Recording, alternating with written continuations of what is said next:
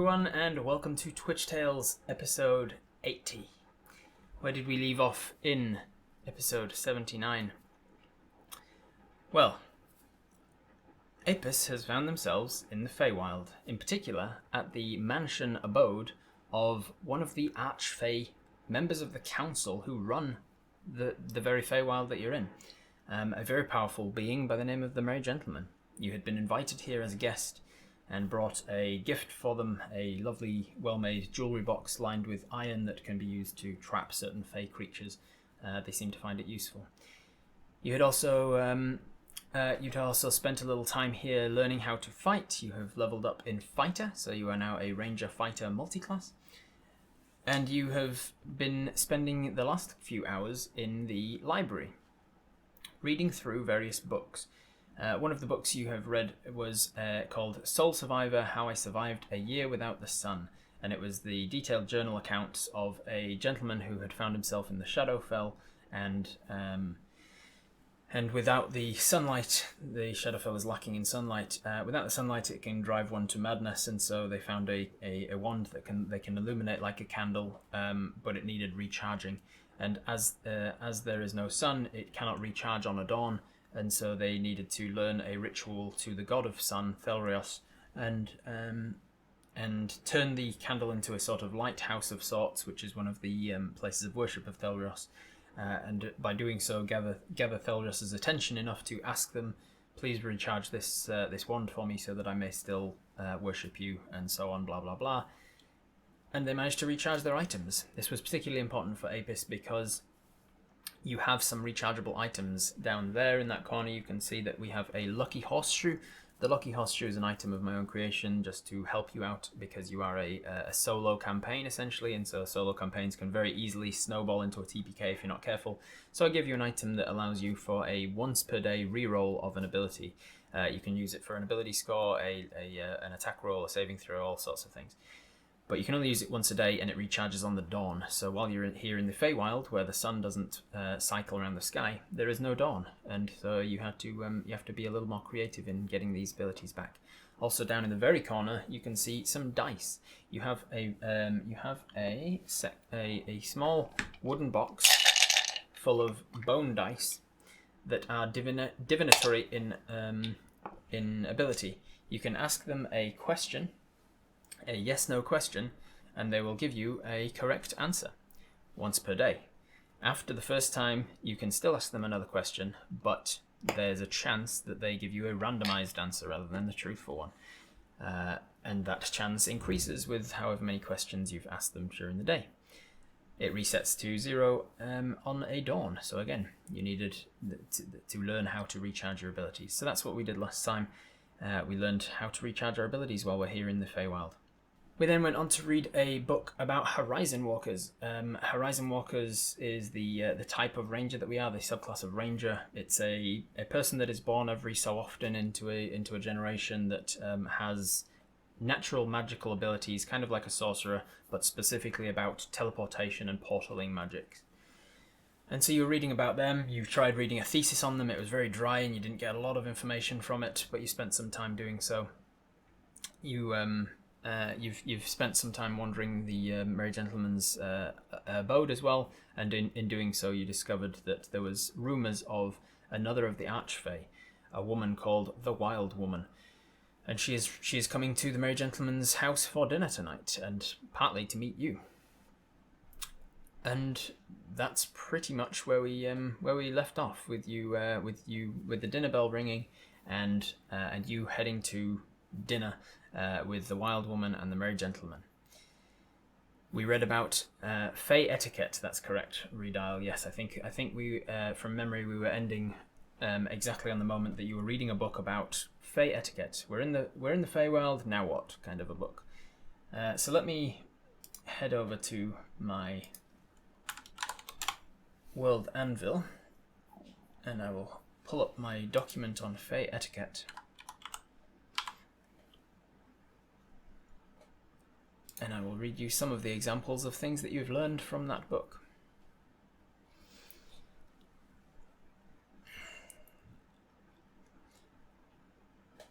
So in the interim between last week's session and this one,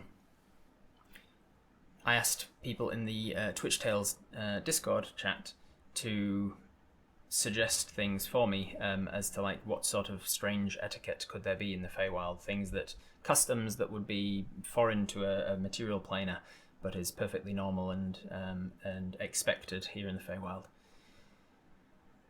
So you learned a few things. Let me see. I'm going to first start with a roll of the dice on the old dice cam, and we're going to see how well you read this book, how much you were paying attention and whatnot, what you've taken away from it. That's cocked.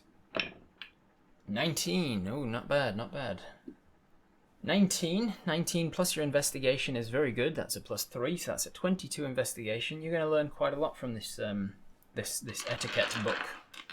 I'm gonna run through a few things, and it's up to you guys to decide which of them is important. Things you learn in the section on greetings. When meeting someone that you suspect or know to be older than yourself, you should have your lower left limb closer to them during the introduction. When you suspect or know that they are younger than you, your lower right limb should be closer. So if you are a two-legged creature, that means just standing with your left foot forward or your right foot forward when you introduce yourself formally and shake their hand or whatever it happens to be. If you are a four-legged creature or more, like a centaur or something, then it's better to sort of angle your body such that your left side is towards them if you suspect that they are older than you. In the section on greetings, you also learn that when first introducing yourself to other Fae, it is best to speak in haiku verse. You also learn that if the person you are meeting is wearing a flower that matches their clothing, you greet them with a left handshake or a left cheek kiss. If the flower that they are wearing is contrasting to their outfit, you greet them with a right handshake or a right cheek kiss. And if they're not wearing a flower at all, you are only supposed to use verbal greetings. And then if they get to ease with your company, they will usually take the flower off. That was one that was given by somebody in the chat. Thank you very much for these. Some of these are very good, by the way. I'm very, very impressed by some of these etiquette things. In the section on conversation, you learned that all verbal agreements are binding unless one of the parties is able to use the word mayhaps while making the agreement without the other party noticing. I love that one. I think that's so fun. And that's very much what I was hoping for when I was trying to encapsulate both the weirdness of the Fae and also the very detail-specific exceptions that the Fae might have, loopholes and things. It also refers to like agreements, which the Fae are all about, and also like trickery in games, which the Fae are all about. So like, love that. All verbal agreements are binding unless one party is able to use the word mayhaps without the other party noticing. Love it. If a conversation is started, I love this one as well. If a conversation is started with a single word sentence and then replied to with a 2-word sentence, that pattern is expected to continue, and the person to break the sequence owes the other one a small favour. Love that one too. So if somebody just goes, "Why?" and the other person says, "Just because," then the first person is now obligated to reply with a 3-word sentence and then a 4-word sentence and a 5-word sentence. And it's a little fun game that they have to play in their you have to call them out with a "Ha, you said mayhaps." Yeah, I think so. I think that would be the logical conclusion, that if you do catch somebody saying mayhaps during an agreement, you're like, "Could you say that again without the mayhaps, please?" But why though? Yeah. Conversation using the name of the person you are speaking to, which they have not given you yet, is very rude. That is another thing you learn in the etiquette book. If you use somebody's name and they have not given you that name that you're using, because in the Feywild lots of creatures have lots of different names. They have a true name, which they very, very, very rarely give out to anybody. They have a true name, and then they've got their other names. They're like, "You can call me this." If they have not given you the name that you're using, it's very rude to use it. Under the section on general hosting, when invited to a house or residence, it is expected for you to bring a gift to the host of equal worth to their hospitality. Their hospitality often changes to reflect to the worth of the gift. Meaning, if you turn up at a house and you either don't have a gift at all or you have a really crap gift, then they'll offer you crap hospitality. They won't care about putting you up and making you, giving you decent food, that sort of thing. If you turn up and you've given them a very expensive or very rare or very valuable gift, they will go out of their way to make sure that you are comfortable in their house, because it comes from the reciprocation of exchange in the Feywild. If you do something for somebody, then they owe you something in return. They do use currency here in Feywild, but it's very rare. People don't tend to exchange coin. They exchange favors and owing people things, IOUs and such, and compliments and insults. Those act like currency here as well. Good thing we bought a very nice box. Is it the monetary value or personal value? Like, what's my hospitality worth or cost? Does not go into detail in the book, so you'd have to work that out, Kelso. What else did you learn? Under the general hosting section, you have that periodically guests are expected to speak in poetic verse. It doesn't say a specific length of time between or like how long you have to speak in the poetic verse. It's just expected that periodically, when the time is right, all guests will speak in poetic verse. If a guest wants to ask a specific question of the host, they must bring a special kind of tea and serve it to the host and other guests. The quality of the tea will correlate to the quality of the answer. I really like that one. That's fantastic. So if you are going to somebody's house with a specific question in mind, you have to bring a tea and serve it. And if you can still ask them questions, but they're not as societally obligated to answer it because you haven't served them tea. Love it. Love it. There's a few other things of that category, but you didn't learn everything, so I'm not going to go into all of it. And also the book on etiquette says these things are not universal to all of the Feywild. The Feywild is an entire planet after all, so like there are lots of different cultures throughout the Feywild, so while some things may be societally acceptable in some places, they're not in every place, blah blah blah. Alright, you moved on to the section on dinner and meals. Etiquette in dinner and meals. When sitting down to eat your first meal after waking or resting, one must use the left side of the chair. That is the in the Feywild where the sun doesn't change in the sky. People don't really have the same circadian rhythms. There is not a nighttime and a daytime. It is always the same time of day, as it were. And so people tend to sleep when they're tired, eat when they're hungry, work when they want to, when they need to.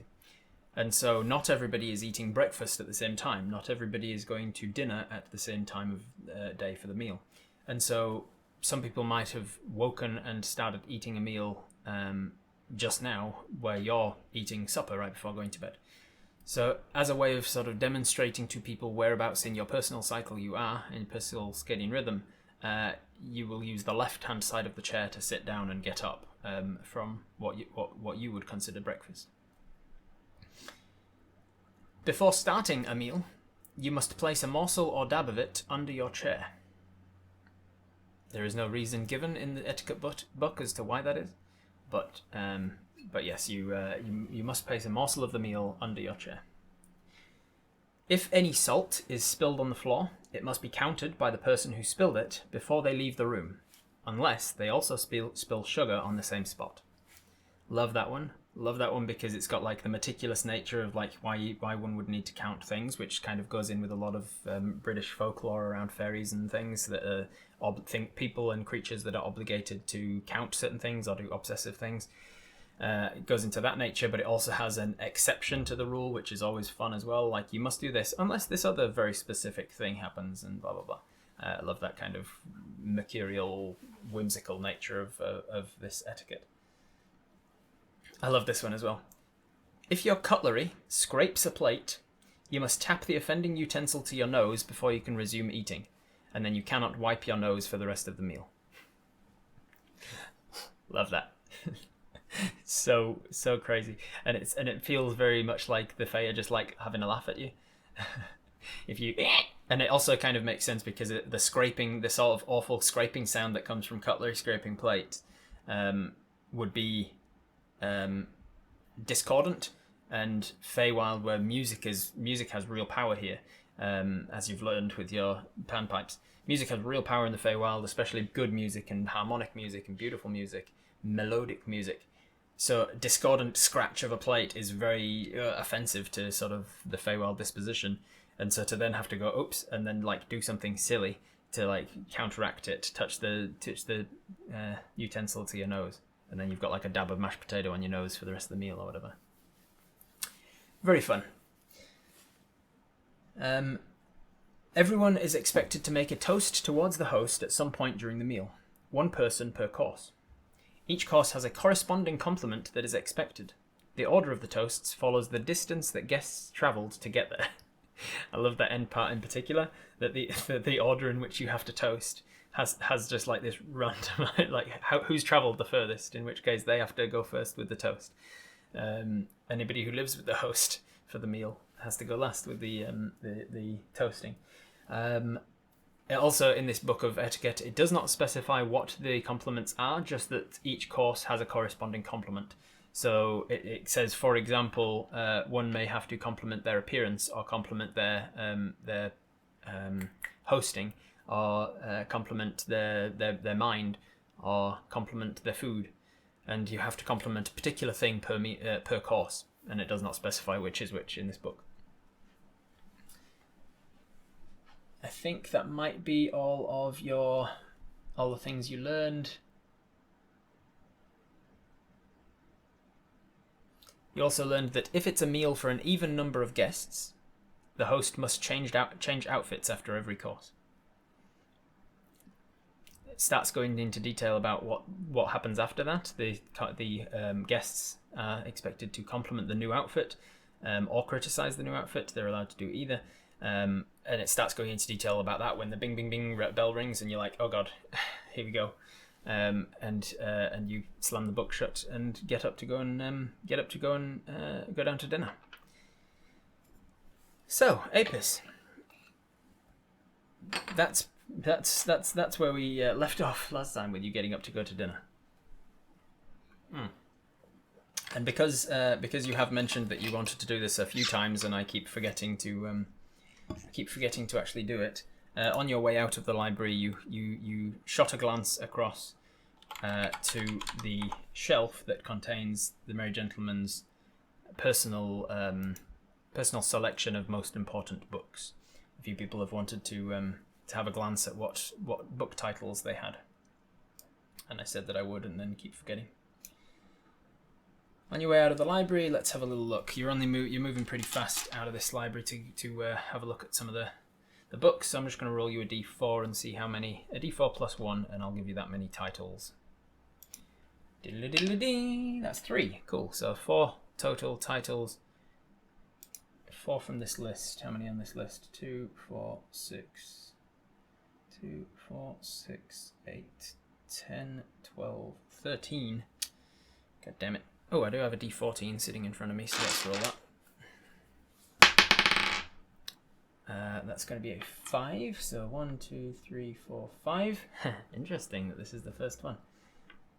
Good luck for whoever's taking notes right now in spelling this.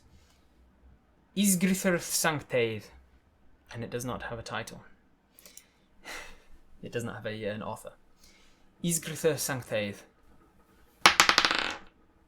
7. The next one you sort of glance across is called Planers and Their Division, a history. The third one is Isgrither Sanctaidd again. What are the odds? 13.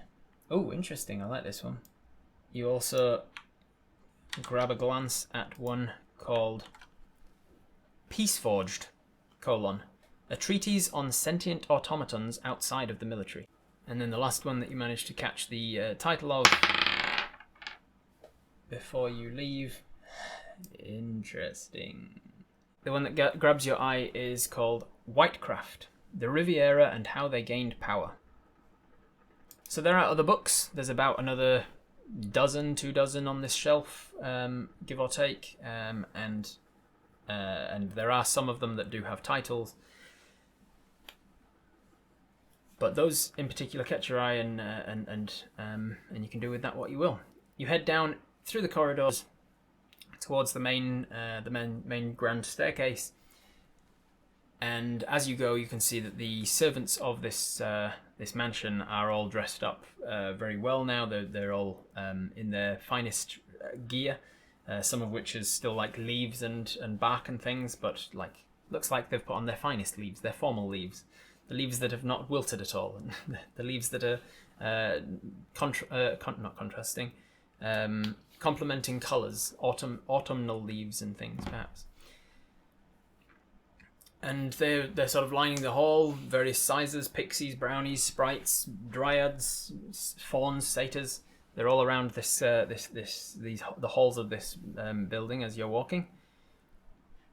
Are we neat too? Do we want to heal before dinner? Invited to dinner by 2 Archfey. I'm going to turn up bloodied and wounded as it stands. That is a good point. You are currently wounded. You haven't cleaned up after your fight with the centaur. So what do you want to do, everybody? The rest of them are smutty romance novels. Yeah, all of the ones on his most important shelf. Smutty romance. I say we go as we are. It'll add to the stories that we tell. Interesting. Alright, put a thumbs up if you want to clean up before dinner. If you want to find a bathroom or something where you can wash up, you can clean up, look less bloodied. Put a thumbs down in the chat if you want to just go as you are, bloodied and all. The yeses definitely have it, but it is not unanimous. There's a few people saying, like, I'd rather not keep the Archfey waiting. Punctuality is important. So a few people say no, but the majority is definitely in the yes, let's clean up. So you ask one of the staff, excuse me, is there somewhere I can just quickly wash up before dinner? And they say, yes, of course, just down the hall on the left-hand side there are 3 doors.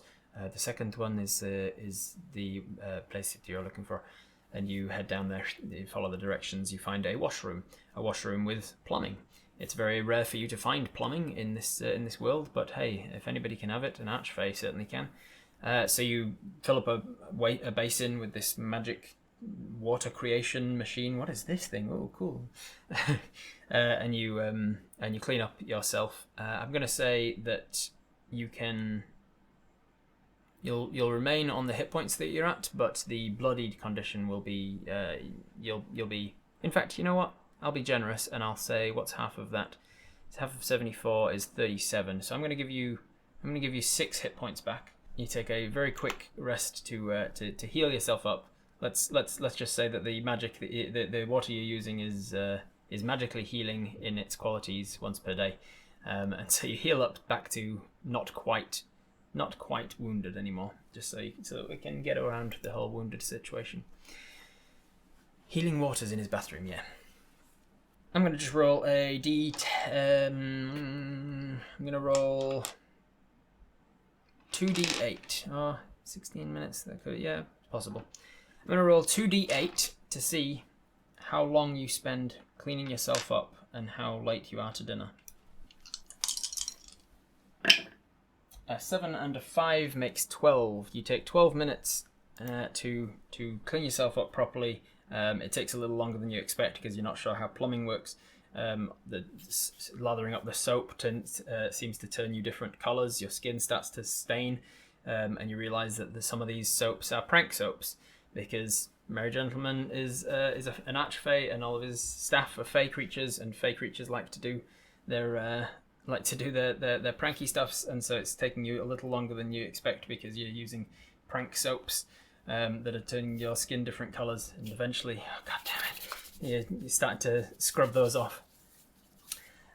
So it takes you 12 minutes before you then head out of the room looking presentable at the very least. What are you wearing, Apis?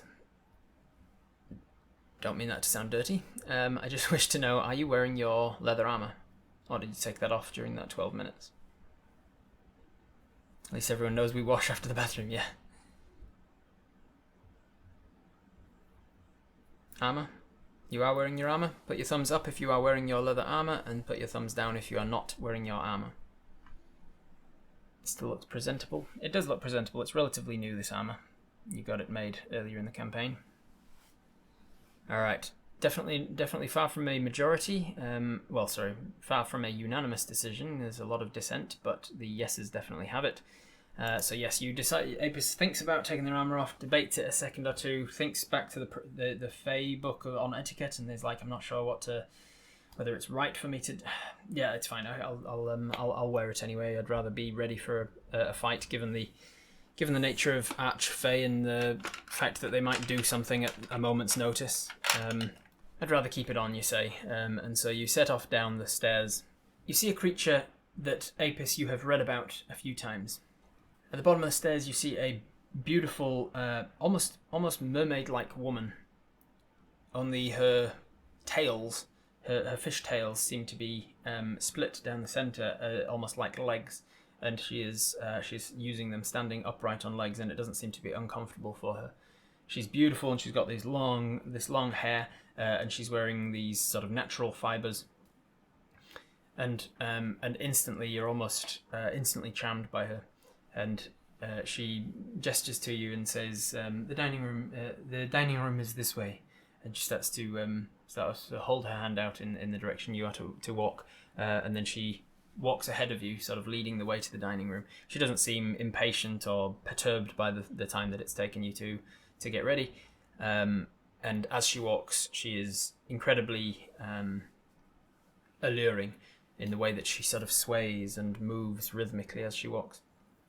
It's not like a gross slop of fish fins on the ground. She still walks with this great grace and elegance, and she doesn't leave behind like a water trail or anything like that. This way? Okay, I'll follow you then. You wouldn't give your name, high-tech geek, in the Feywild. You know very well by now that using your name is very important and very dangerous to give to an Archfey or any Fey-like creatures. So if anything, you've been calling yourself Archer, not Apis. You say, I'm Archer, and you are? And she says, my name is immaterial at this moment. Right. Okay. You she leads you down the hallway and to this large ornate-looking wooden door that's golden trimmed. It's a gilded door. And she walks up to it and takes her hand and places it against the door and sort of runs it down, and you can see that it kind of leaves behind this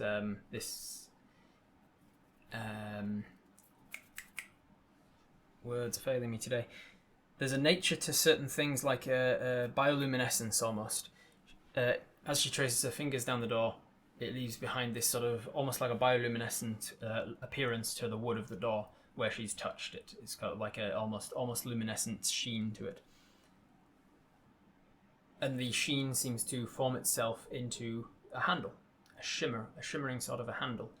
So she runs her hand down it, and then she takes the handle and she opens it, and the door opens, and you are greeted with the instant, overwhelming sensation of a bunch of things at once. I'm going to roll your wisdom saving throw to see what you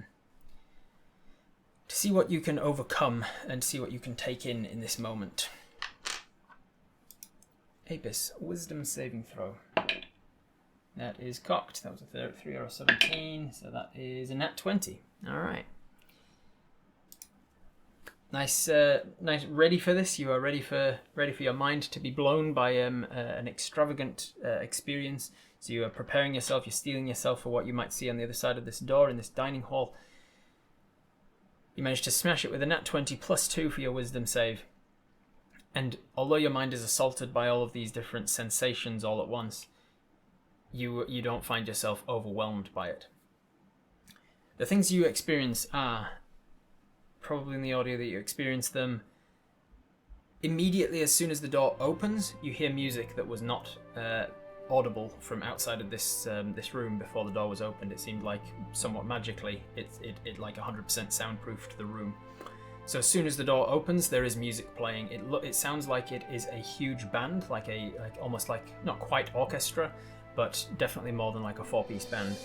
I don't want to go into too much specifics because then I really sort of curtail and narrow down my options for putting the music into the edit later. So good luck with that, Fancy. Thank you. You can just look for beautiful dinner music from some sort of Fey-like instrument. The second thing you notice is that the colours of the room are incredibly bright, even for the Feywild. They are vibrant. There are banners hanging from the ceiling, think the end of the first Harry Potter book where Dumbledore's all like, "Oh, a change of scenery's in order," and all of the banners kind of shave. So all of these huge hanging tapestries from the ceiling, the length of the hall, beautiful colours and vibrant. I'm going to make you an investigation check, see how much detail you can pick up on. 4 plus your investigation, that is a 7. So while you're not overwhelmed by the sights you're seeing, you're not able to take in all of the details of it. So you don't count how many banners there are, for instance. Just very pretty colours and symbols on them. The table itself is right smack in the middle of the room, in line with the doors, and it is a long wooden table with chairs around it on both sides, chairs rather than benches. There is not a chair on this end of the table, so nobody has their back to the door, which is something you remember scanning over in the Feywild etiquette book. It's improper to host somebody by putting their back towards any sort of entrance. So they don't have a table on this end, but that means a chair on this end. But that means that you can see the entire length of the table. You can see that there are lots of plates, cutlery, spoons, vessels for drinking out of, all lining the table, all empty. There's no food on the table as yet. And you can see that there are a number of people seated around the table, which I'll get to in a moment. The next thing that hits you is the smell. The smell that starts wafting out of the room immediately smells like there should be food on the table, even though there is not. It smells like a delicious kitchen or a dining hall where all of the food smells seem to be mingling and complementing each other. If you had rolled better on your investigation, you'd be able to pick out individual smells, but at the moment it just smells like yum. That's all you can really ascertain from it at the moment. There's sweet smells and salty smells and sour smells in there. But it complements each other really well. So your sight, your smell, your sound, I don't think that you feel anything. It does feel a little bit warm. There's a bit of a warm breeze come out of the room when the door opens, but nothing tremendous. I think that's it for now. So you start to enter the room. The siren, who has not given you the name, just steps to the side and allows you to enter. And as you enter, what do you want to do, Apis? Is there any stonework we can complement in a knowledgeable way? That's a very good question, Kelso. Very good. Good to hone back in on Apis's personal abilities. There is indeed. The floor of this room is stonework. There is a runner down, a couple of carpet runners to prevent the loud clack clack clack of feet on stone. So there is a carpet runner that runs through the doorway and towards the table. And there's another one on either side of the table for the serving staff to use, so that they don't make hell of a lot of noise. But around the place, the floor is made of stonework, as is the walls of this particular room. Where's all the trees at? How many empty chairs are there, and where are they at the table? So there are around the. We need to take a seat down on the left side of the chair. This is not your first meal after sleeping, so you don't need to do that necessarily. Is there any person responsible for protocol? Well, let me get to who is in the room. Seated down the very end of the table, at the head of the table, unsurprisingly, is the Merry Gentleman. The Merry Gentleman is seated with his usual green suit on, a plant suit. Only it looks like it's been mixed up a little bit. The thing that you can ascertain from it is that it is still made of plant work, but it seems like the plant that he has made his suit out of for this particular event is not grass. In the previous times I've mentioned that his suit seems like it's a single blade of grass that has been cut out into this suit. He's not wearing that at the moment. It seems like his suit might be made from a gigantic petal of some kind. It is still like a green, a shade of green, but it is a much more darker green and a textured material than the sort of liney, grainy, grass-like nature that he usually has. He is also wearing his pink snapdragon in his lapel still, and a flower in his hat. He is still wearing the hat at the table, which would be a no-go at most material plane cultures, but he is wearing a hat at the table. On his immediate right, you see... on his right, there is the woman that you have not yet met, but you've heard about her in descriptions. She is currently taking the form of a humanoid woman. She looks like she's a human. She's got long, dark, wavy hair, and she has an ageless but a bit girly face. She's quite graceful and slim in her appearance, and she has quite wide eyes. Her long, dark hair and her hat are currently hiding them, but she does have long, elven long ears as well. She's wearing a hat that is sort of like a not a huge wide-brimmed summer hat, but it does have a bit of a brim to it.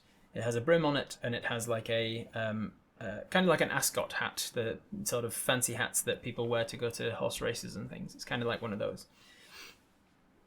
She's wearing a what seems to be like a natural materials, kind of like the Merry Gentleman in that it's plant material, but it does not look like it's made from a single blade or a single petal like his is.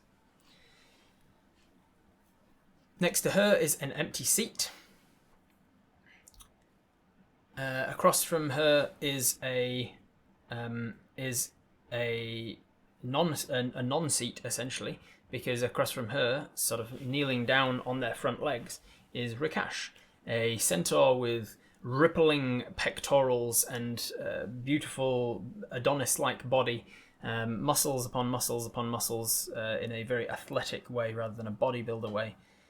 And he is sitting on the Merry Gentleman's left-hand side, not wearing a flower. Down the table from Rikash on his left, there is a creature that you have recognised called Dopnesh. Dopnesh is the Merry Gentleman's main servant, his head servant, his valet and butler and things, and he's actually seated at the table with them. He is a faun with an elderly sort of a face and some grey in his beard. Across from him is the empty chair next to the wild woman, and down from next to that one is...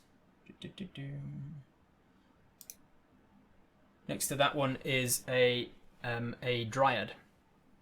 A creature that is usually female in appearance and seems like they're made of wood, made of plant-like material. That's everybody at the table, and there are a bunch of other chairs this end of the table. So it's just the Merry Gentleman, the Wild Woman, Rikash, and the Dryad that you've yet to meet, and then an empty chair between the Dryad and the Wild Woman. So you want to walk in, and Matt has written out some introductory haikus. It is you've just read about the etiquette of introducing yourself to a fae being useful to introduce yourself in the form of a haiku. So we will use Matt's haiku as you walk in. You address the Merry Gentleman down the far end of the table and say, Lord of Avalon, not Avondale, Lord of Avalon, honoured to join for dinner. Please call me Archer. Very good, Matt. Very good. Well done. You then walk further into the room towards the table. You address who you can only imagine is the Wild Woman, and you say, Lady of Donger, an unexpected meeting. Please call me Archer. And then you address Rikash and say, hello, my new friend. Excellent stonework here. Please call me Archer. Very good. Well done, Matt. I love those. She didn't give us her name. We've messed up. Maybe. I will have you make an insight check. I'm not going to do this after every little interaction, but this is going to go for a lot of the meal. I'm going to basically just, because I'm assuming that Apis is going to be like inciting among the guests as to like who's thinking what about a lot of this interactions and things, and whether we've messed up. 3 plus your insight That's not going to be too great. That's only a 5. So it's hard to read them, as it probably would be for Archfey anyway. You are constantly inciting. So at the first, at least, you are in a kind of nervous mood. You've never met two Archfey in a room like this before. But as you walk in and you use these haikus, you see that they smile. Oh, also I should mention that Rikash, Dopnesh, and the Dryad are also all wearing hats. You are the only one going to be sitting at the table without a hat on. There are other people in the room. There are staff. You can see pixies and fauns and satyrs and things around the room, but they are standing waiting to serve, essentially. They're standing at the edges of the room. Rikash's hat is kind of like a beret, just sort of perched on the side of his head, just a real simple small one. The Dopnash's hat is kind of like a smaller, is it called a yarmulke, the Jewish one? It's not the yarmulke, but it's kind of like a smaller hat that sits at the back of the head for him. And the Dryad's hat seems to be it sort of looks like the bottom part of an acorn that sits on the back of her head as well. The staff wearing hats? The staff are not wearing hats, no. Like Abu and Aladdin. It's not quite a fez. It's smaller than that, more dome-like in appearance. Do we have a hat? You do not. No. Grab our net and pull it up on our head. Grab a napkin, put it as a hat. Use our cloak balled up as a hat. Put the dragon crow feather in it. Use a piece of rope to tie the feather that we have to our head. Counts as a hat, maybe. Mayhaps. Make a turban out of our cloak. Came in without a hat. What do we want to do, everybody? Do we want to try and put a hat on of some kind, fashion or put a hat on? Yes or no?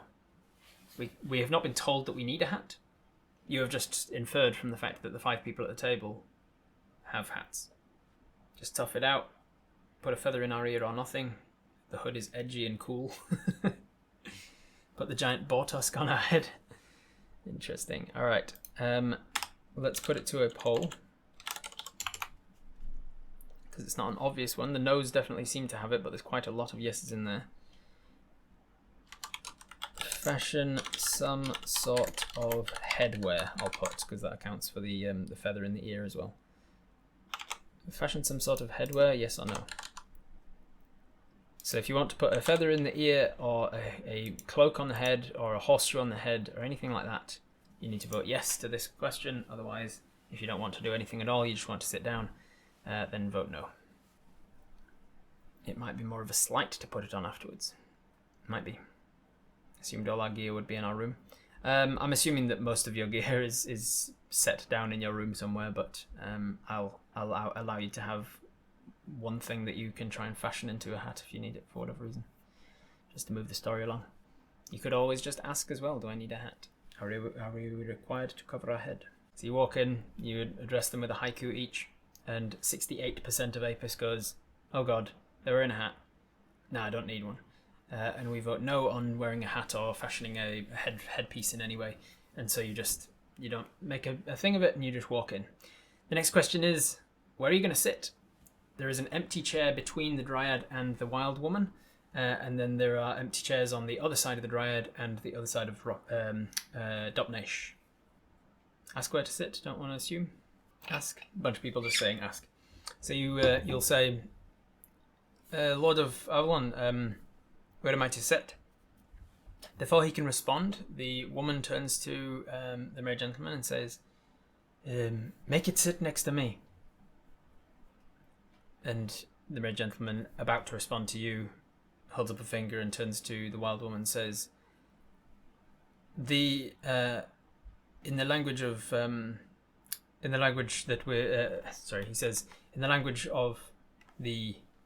these folk of the material world, they tend to refer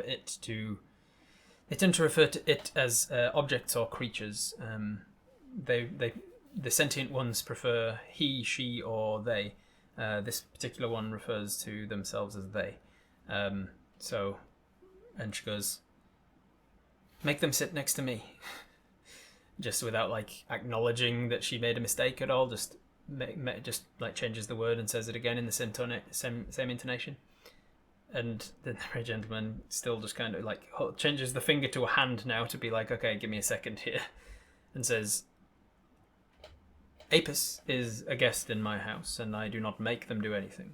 They have free will. She kind of like makes an expression as if to say like, yeah, okay.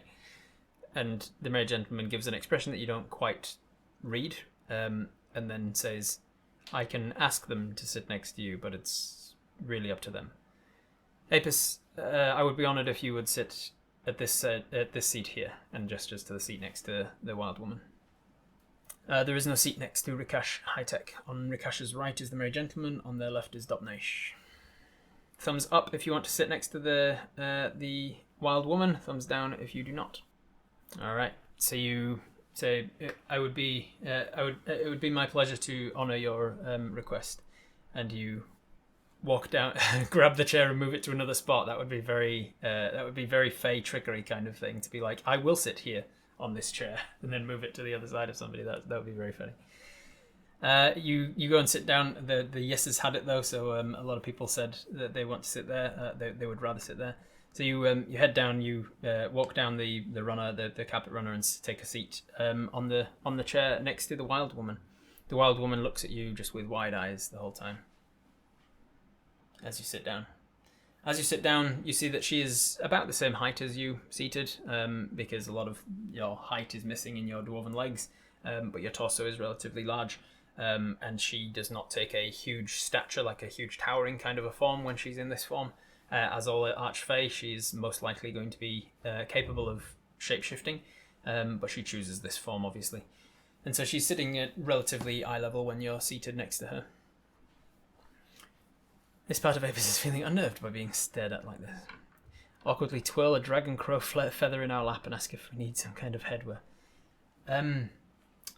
May I ask, can we, and you get a hand from the red gentleman, says, I should let you know there's a question of course here. And you sort of look around because he stops speaking as if that's a thing that you should have understood. And with your blank look, he says, a question of course is a custom in certain parts of the Feywild, and we are employing it tonight. And you say, right, what does that mean? And he says, that is another question. Questions. Today we have for you a multi-course meal, and questions of each other, questions of the guests. One can ask one per course. One question per course. That is the custom. I'm understanding that this is maybe your first time hearing a question, of course, but it is generally the custom of polite conversation in the Feywild that we ask a question per course of someone at the table. Right. So I can't ask questions until the courses, and the wild woman sort of like giggles in a way that she can't help herself, and looks at the merry gentleman like, look at this, look at what's happening, as you ask her, trying to ask a clarifying question, and she like she seems to be enjoying your little social faux pas. I am happy to be among such interesting company, you say, formulating it in not a question way. That's why she demanded we sit there instead of asked, and that's why the merry gentleman said, would you please sit here? He said, I would be honoured if you would sit here. I'm excited to find out about everyone's hats, you say. The merry gentleman smiles, and even with your lower insight from before, you can tell that they are enjoying the fact that you are so quickly and so readily joining the game, as it were, the game of avoiding question forms. Everyone is wearing hats besides yourself, Archer, Apis. And don't worry, he sees the look in your face as you call them Apis, as he calls you Apis. And he says, don't worry, my guests are under strict instruction that names used at the table stay at the table. That is another of the customs. I don't want to get into everything, but here people will use the names only when given.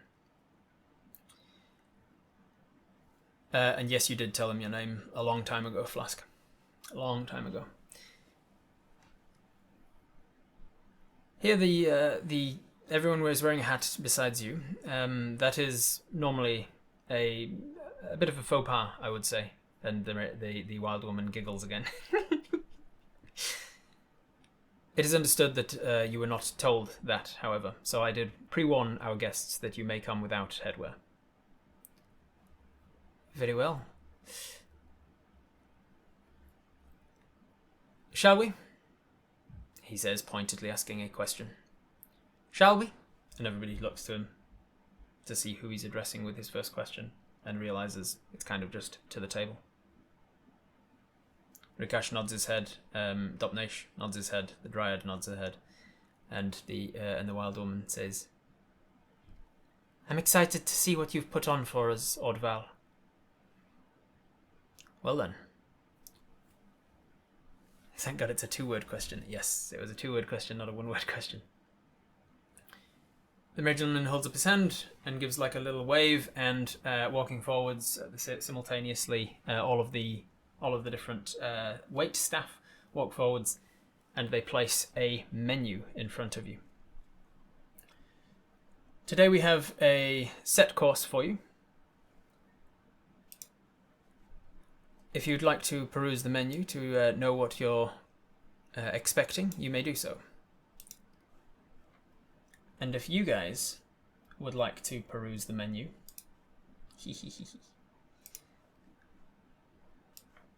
I have just put it into the Twitch Tales chat on the Discord, and I will be putting it up elsewhere for people to find afterwards as well. I have been very busy, as usual, in my creation of everything and doing all of the things that I'm doing. And so when I was preparing for this, I did not have the time to come up with the food that was going to be offered for this meal. So while I was preparing all of the other things that are happening in today's session, I did not yet put time into the menu that was on my to-do list of things to do. Thankfully, however, I surround myself with a lot of incredible people that are very creative and wonderful in the D&D creation sphere. And so while I was talking to a good friend of mine, AJ Winters, who happened to play Picnic in a previous episode of this game, the little elf, the little pixie, I mentioned that I was preparing food, and AJ runs a D&D studio called Winter's Tales.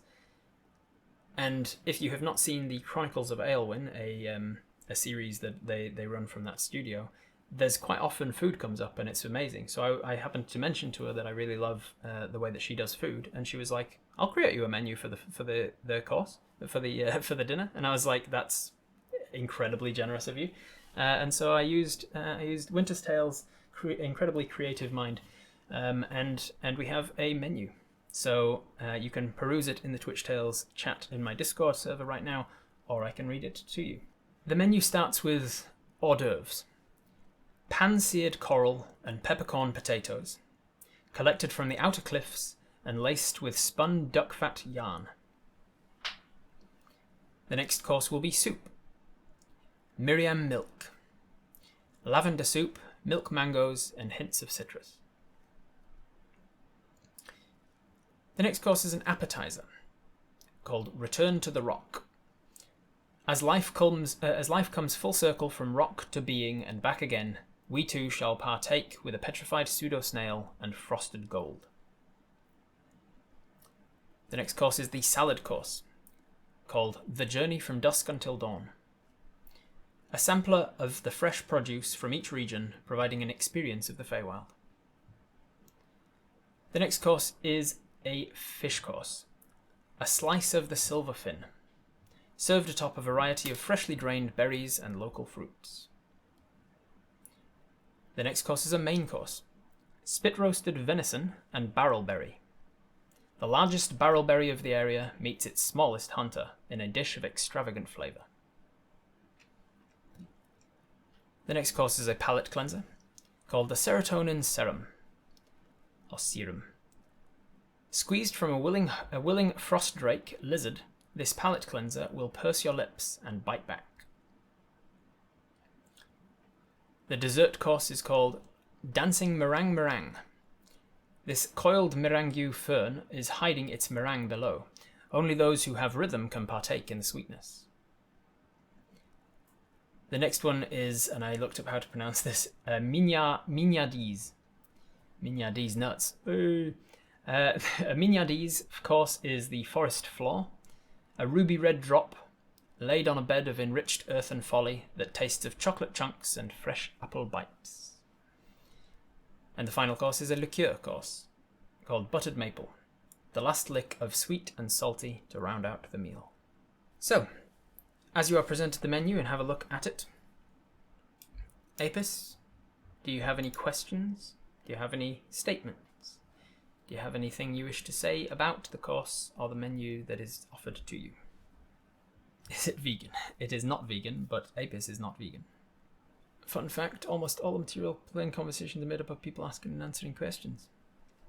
You say that. Fun fact, almost all the material plane conversation at dinner is made up of people asking questions and answering questions. She smiles next to you, and the merry gentleman says, indeed, things are similar here. The questions one asks should be chosen carefully in order to better encourage conversation. We are the furthest travelled. Do we need to compliment the first course? Ah, very well remembered, Tiliogundis. You do indeed have to compliment the first course. You also know that each course comes with a particular compliment that you need to compliment, and you don't know what that is. So when the hors d'oeuvres are served, you are expected, you don't need to, but politeness, fey politeness expects that you do compliment the host on a particular thing. Eating coral will be a new experience for me, you state. Indeed. We need to put a morsel of each under our seat. Well remembered, very well remembered. And don't scrape the plate with our knives. You take the menu and you look it over, and it's beautiful and well written, and you look down it and very nice, and then you kind of just sitting around waiting. And waiting. And waiting and looking. And everybody seems to just be waiting. Nothing is happening.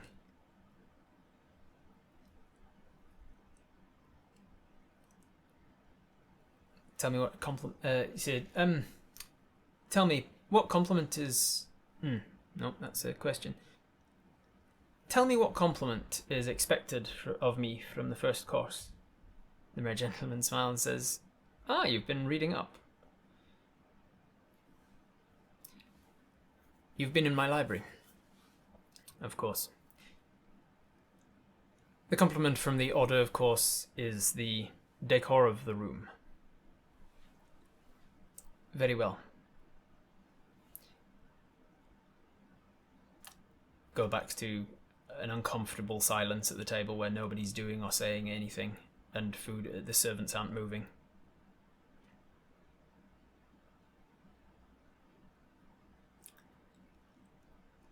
There is a palpable tension of excitement from the wild woman next to you, as she is still just staring at you, sitting next to you, staring at you, with a big grin on her face and wide eyes.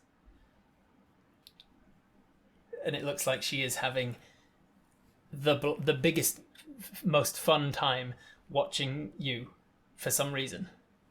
Like she's expecting something, perhaps. The tapestries are beautifully and intricately woven. Immediately the tension erupts, sort of like pops, and the wild woman goes and she is overjoyed at you complimenting the tapestries for some reason, and instantly at the same moment Rikash sort of exhales, and you can tell that they were holding their breath with tension as well. Dopnesh kind of sort of smiles to themselves and drops their head down low, and then starts running the finger down the menu. Everybody was kind of waiting for that first compliment to kick off this course.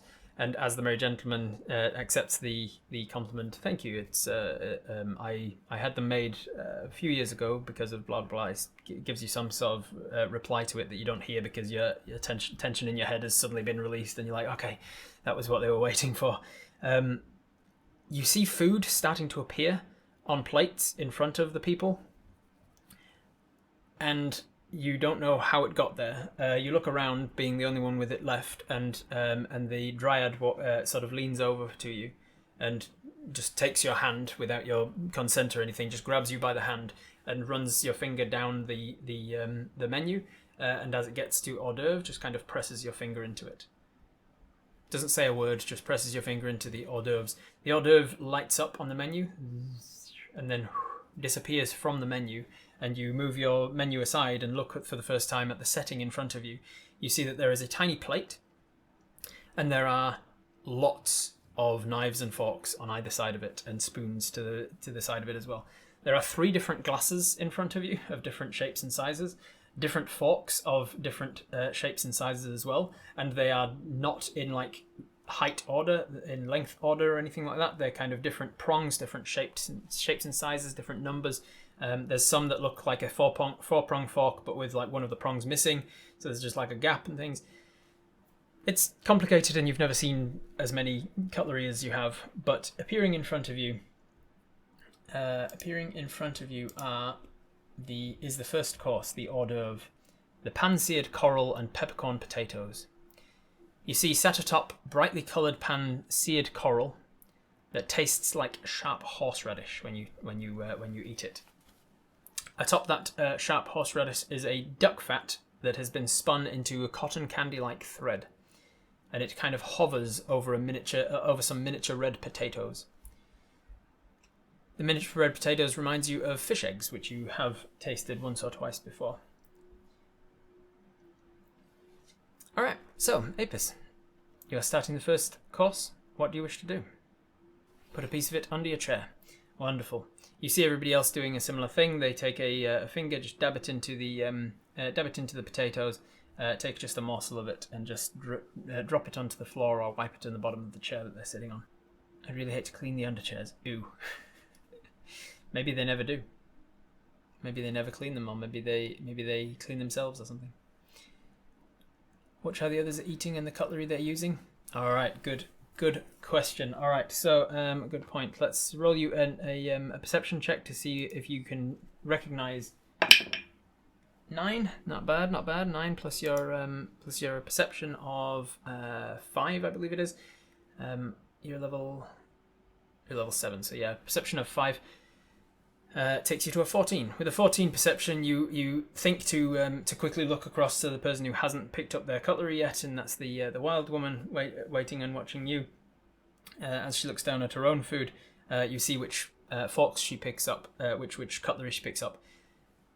Unfortunately, you realise that she does not pick from the outside in or the inside out. She just picks up one of the ones about 3 in from the left, and the knife is not even a corresponding 3 in from the right. It is like the second one in from the left. And she picks up a knife and a fork, and she starts to eat.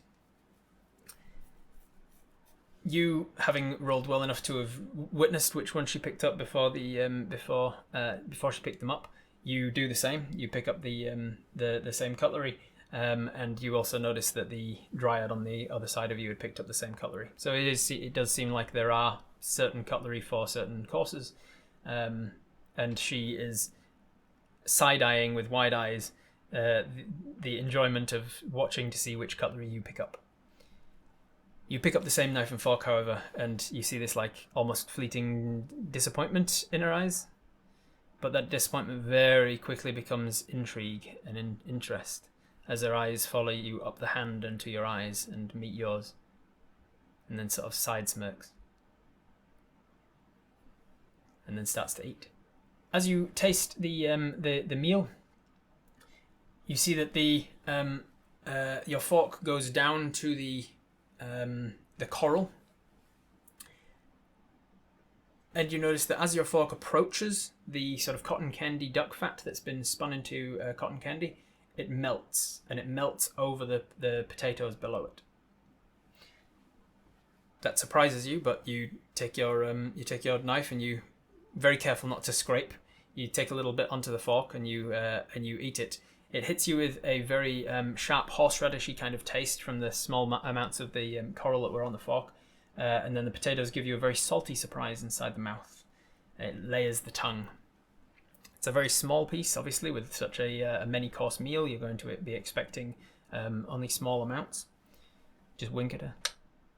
You wink at her and she smiles at that. As you are talking, as you are eating, rather, the lady looks at you and she pointedly asks you the first question. What scares you the most? What's your favourite fear? Yeah, essentially. What's your favourite fear? Loss, losing a loved one, the inner machinations of my mind and the chaos that lies within, helplessness, social interactions. At the moment, you, Fey etiquette, answer her question with another question. That would be very fair of you. Never spent time to think on that. I like loss, goblins, food allergies. All right, let's go with a poll. What scares you the most? She asks.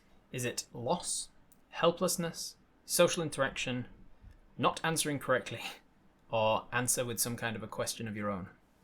Try not to answer or try to turn it on.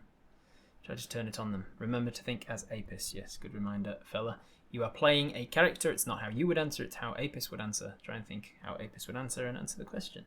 If we answer with a question, that's our only question this course. Yep. Alright. Ooh, it's pretty close. Look at this. With 38% of the vote wanting to answer loss and 38% of the vote wanting to answer with a question, we do not have a majority. So I'm going to drop these ones. If I dropped just the bottom two, we still wouldn't have a majority. So I'll drop all three of the bottom ones, and we will go again with the poll with just loss or answer with a question.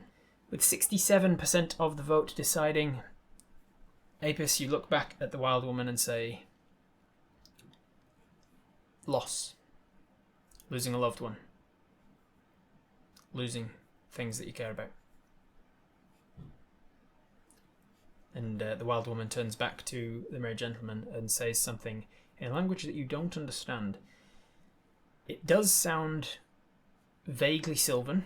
It has Sylvan sibilants and fricatives and consonants. It has a Sylvan-like syntax to it, you can tell. But it is like the difference between Old English and modern-day English. It's barely recognisable as the same language. She says something in this language, and after a mouthful,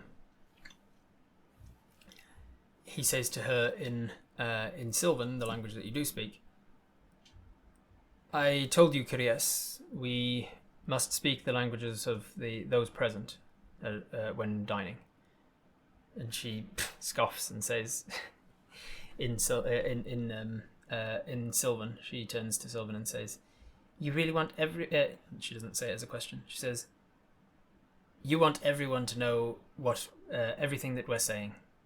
And he says, when dining, I do. What name did he call her? Kyries. Speaking in a language not understood by everyone in a group and having a private conversation is considered extremely rude in the material plane. She just sort of gives you one of these. I would hate to be rude. Oh my god, do not talk to the creepy lady Faye. Alright, so we have a question that we can ask of some person at the table. So we can ask one person one question. What do we want to ask of this course while we were finishing the duck fat yarn and potatoes and coral? What is it we want to ask? Ask the merry gentleman, why do you avoid travelling to the material plane? Ask the merry gentleman, are all conversations of this table free from consequence? We could ask the same question back to the wild woman, what scares you the most? We could ask Lord Ordval about closing portals. We could ask Rick Ashton, will you marry Rafe? We could ask the table, who knows Unguhef, and hope that somebody answers. Ask Rikash how he came to know the Merry Gentleman. Ask the Merry Gentleman, can I read your private books later? Who was riding the dragon that killed my family? I always like the question of, what is the most important question I could ask of you? And then set up the question for future courses. She might be annoyed by being ignored, which is interesting. Yeah, interesting. You might want to ignore her just to make her fascinated in you or something, I don't know. You could ask the Dryad, what's the best wood for making panpipes? That's a good question.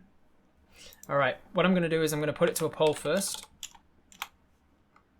Who to ask our first question of. Responses. The Merry G. That's the main guy, Merry Gentleman. The Wild Woman. Rikash. Dopnaish. Rikash is the centaur. Dopnaish is the fawn. Or the dryad. Is there some information we really want to get from this dinner? It's up to you guys. Finding out whether or not our responses have consequences or not would relieve the tension and possibly open us up to being more honest or getting better questions. That's a very good point, Milzy. So the first question saying, like, are there consequences to the things I'm saying? Might be a good first question. Using this first question to set up further questions might be a good idea. The first question should be about our future questions in some way. We could ask the Merry Gentleman, what are the exact rules of these questions? We should not ask about Horizon Walk stuff. We're still learning that stuff ourselves. Plus, we're used to keeping that a secret from everyone so far. Talking about portals and Horizon Walking stuff is none of the Wild Woman's business. So we can ask a question in a way that the whole table would have to answer. You can try. What I will say is you'll find out when you do so that that it's customary for one person to answer. The Merry Gentleman, with 57% of the vote, you decide to ask the Merry Gentleman a question. So, what are we going to ask the Merry Gentleman? Are we going to ask the Merry Gentleman something to set up our future questions, such as the rules of the questions and that sort of thing? Should we ask about the library and the books? Should we ask about portals? Should we ask about Horizon Walk stuff? What do we want to do? Ask about the rules and if this is really a safe space. What are the exact rules of the questions? Alright, the vast majority of you are saying ask about the rules of the game, so just give me a thumbs up, thumbs down in the chat if you want to ask about the rules of the of this question game. The rules and whether it's a safe space. Yes, the Merry Gentleman, after a mouthful. Lord Ordval. Eyebrows raised in anticipation. What exactly are the rules of this question game, and is it a safe space free of consequences from our answers to the game, the questions? The rules of the game are relatively simple, and I'm glad that you see it as a game. It usually takes material folk much longer to ascertain the sort of nature of what we're doing here.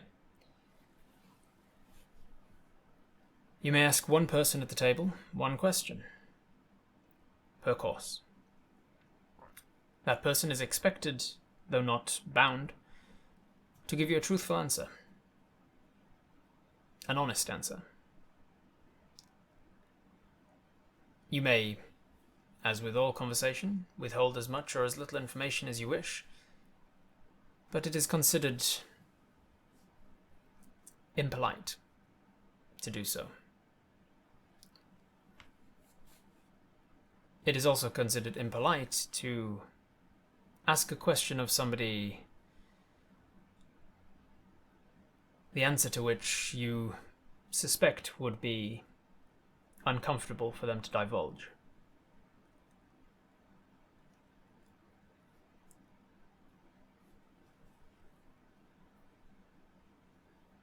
I trust that answers your question. I asked if it was a safe space as well. The dining room is as safe a space as any in my abode. Questions have to be to an individual. Answers should be truthful, though you can couch if you want to be rude. Also, rude to ask questions, put someone on the spot or embarrass them. You got it, Kindy. Good summarization there. Respectfulness is part of the game, indeed. Based on truthfulness, we should ask one person a question about another person at the table. Ooh, that's clever. What's your greatest fear? Is it expected to be uncomfortable for us, or she was being rude? Yes. Either she expects that that's not an uncomfortable question for you to answer, or she was being rude knowingly. It's not safe to ask consequences. She was being rude asking us a question like that. Maybe. I appreciate your answer. You see that Dopnash and Rikash have asked each other a question that you've missed, but it's something relatively untoward. The merry gentleman then turns to the wild woman, and just after finishing his plate, sets his knife and fork down on it. I'm going to have you roll a perception check real quick. Perception check 6 plus 5 is 11. You notice that he just places his knife and fork down, crossed over on his plate, and says, "Curious." She turns to him. "What brings you to my abode?" Did he scrape his plate? He did not. I should make you a dexterity check each meal to see if you scrape your plate. Let's see if you scraped your plate on this first course. 2 on the very first course. 2 plus your dexterity of 3. I'm gonna say not everybody's gonna scrape their plate with every bloody meal 10% of the time. So I'm going to say that you're only going to scrape your plate if you get a nat 1 on the dexterity. So you come very close to scraping your plate, but you did not scrape your plate. You touched your plate and it made like a tiny squeak sound, but it wasn't enough to be like a scrape. So I'm going to say you did not, with a 2, scrape your plate. If you get a nat 1, however, on any of these courses, you will have scraped your plate. He squeaked the coral, not the plate. Yeah, that's a good point. All right. Which one of you is in charge of the fork hand? He turns to her and says, "What brings you to my abode?" And she says, "A number of things, Ordval. Namely, it's come to the attention of the council that you've had a few visitors from the material plane." "Indeed I have."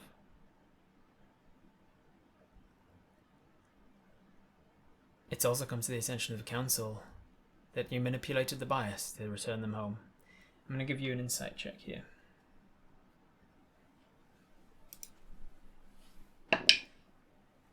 Hey, nat 20. This was a very high DC. So with your insight of 22, you can pick up on most of it. Still not all of it with only a 22. But you can pick up on a lot of what goes on right now in this moment. Manipulated the bias. B-I-A-S, bias. Come to the attention of the council that you manipulated the bias to return them home. And the merry gentleman's face definitely goes into a very brief glimmer of dropping a poker face and realizing he's done fucked up. He is there's a moment of fear in his eyes, and then it goes immediately back to a poker face and like a merry kind of a smile, and his eyes just kind of go wide, his pupils dilate just a little, and because you're sitting on the same side of the chair at the table as her, you're kind of looking, you get like a really good view of his face, and so that's probably why you did so well in reading that. "I did what I had to do to not disrupt certain plans." And she says, "Right." Then she places her fork and knife down on her plate. After finishing, and leaving the coral on the plate. You finished your course, at which point the staff steps forward, takes the plate from in front of you, and places down another plate of a slightly different size. and then starts to leave with their plates. The plate that's been placed in front of you is like a shallow bowl, and you pick up your menu and watch everybody else as they do the same. As they press their thumb into the soup course, the soup appears in front of you. Miriam milk.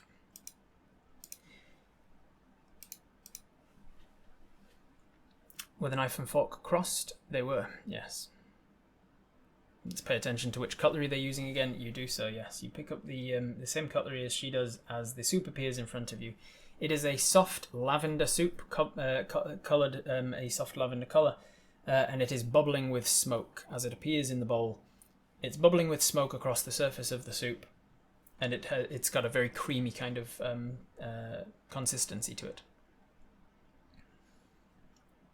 There's large chunks of soft white fruit mixed over the surface of one side of the bowl, and you begin. She picks up the one of the spoons that's like 4th in from the top, and you pick up the same.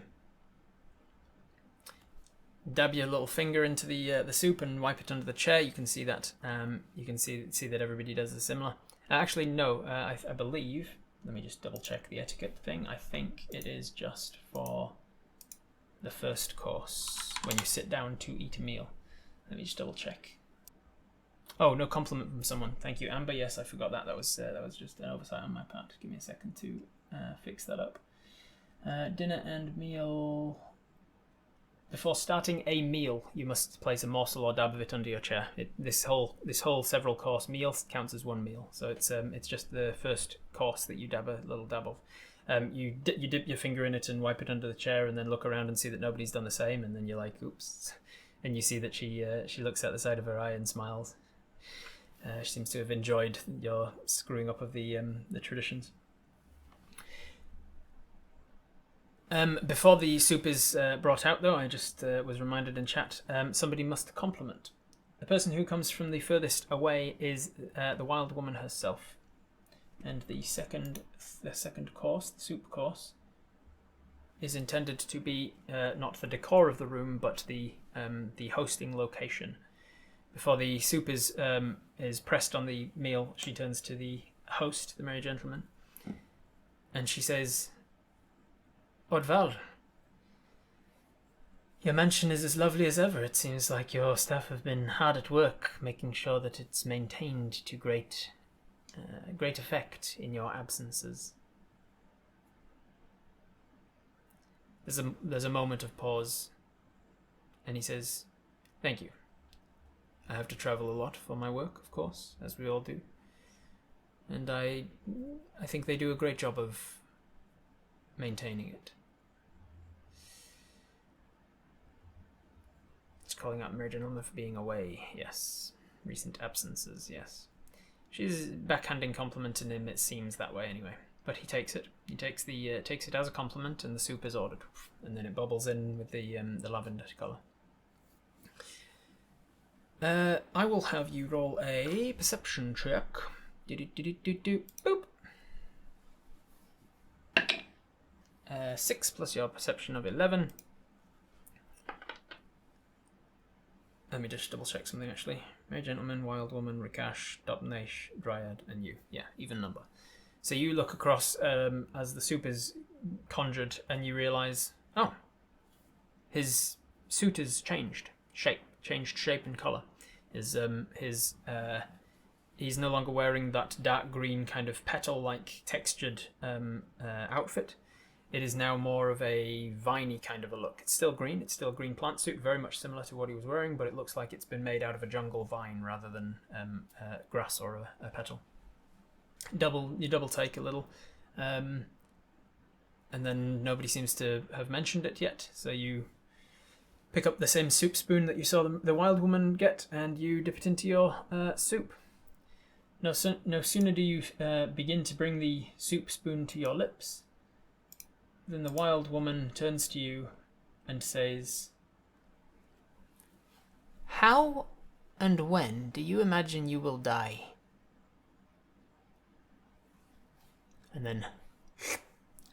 sup some lavender soup from the end of her spoon. How and when do you imagine you will die? In a pit. You don't have inspiration yet, so I'm going to give you inspiration for that. That is brilliant. In a pit. I like that. Safe and at home if all goes well. In a pit in the future. A really bad case of death. Hopefully a very long time from now in our sleep. And the roll of a dice. See, these questions are a bit rude. Choking on soup. What is this pit meme that I've missed? Throughout the campaign so far, I've given you opportunity to interact with a pit in numerous occasions. It's usually very clearly a dangerous idea to do so, and yet the chat goes, "Let's do it," and gets themselves into very dangerous trouble, climbing into various pits. TLDR is pits are bad, very bad. Sometimes a hill is a reverse pit. All right, what are we thinking of as answering to how and when, how and why, how and when do you imagine you will die? In the future, after I've saved my home and avenged my village, something I'd rather not think about in such delightful company. I'll put it to a poll and answer with your questions are a bit rude, or words to that effect. I don't like to think about it.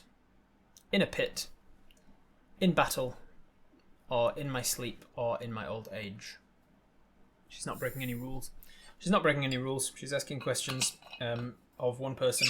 She's allowed to ask whatever she wants, but it's just considered impolite to ask questions that you suspect the person will find uncomfortable.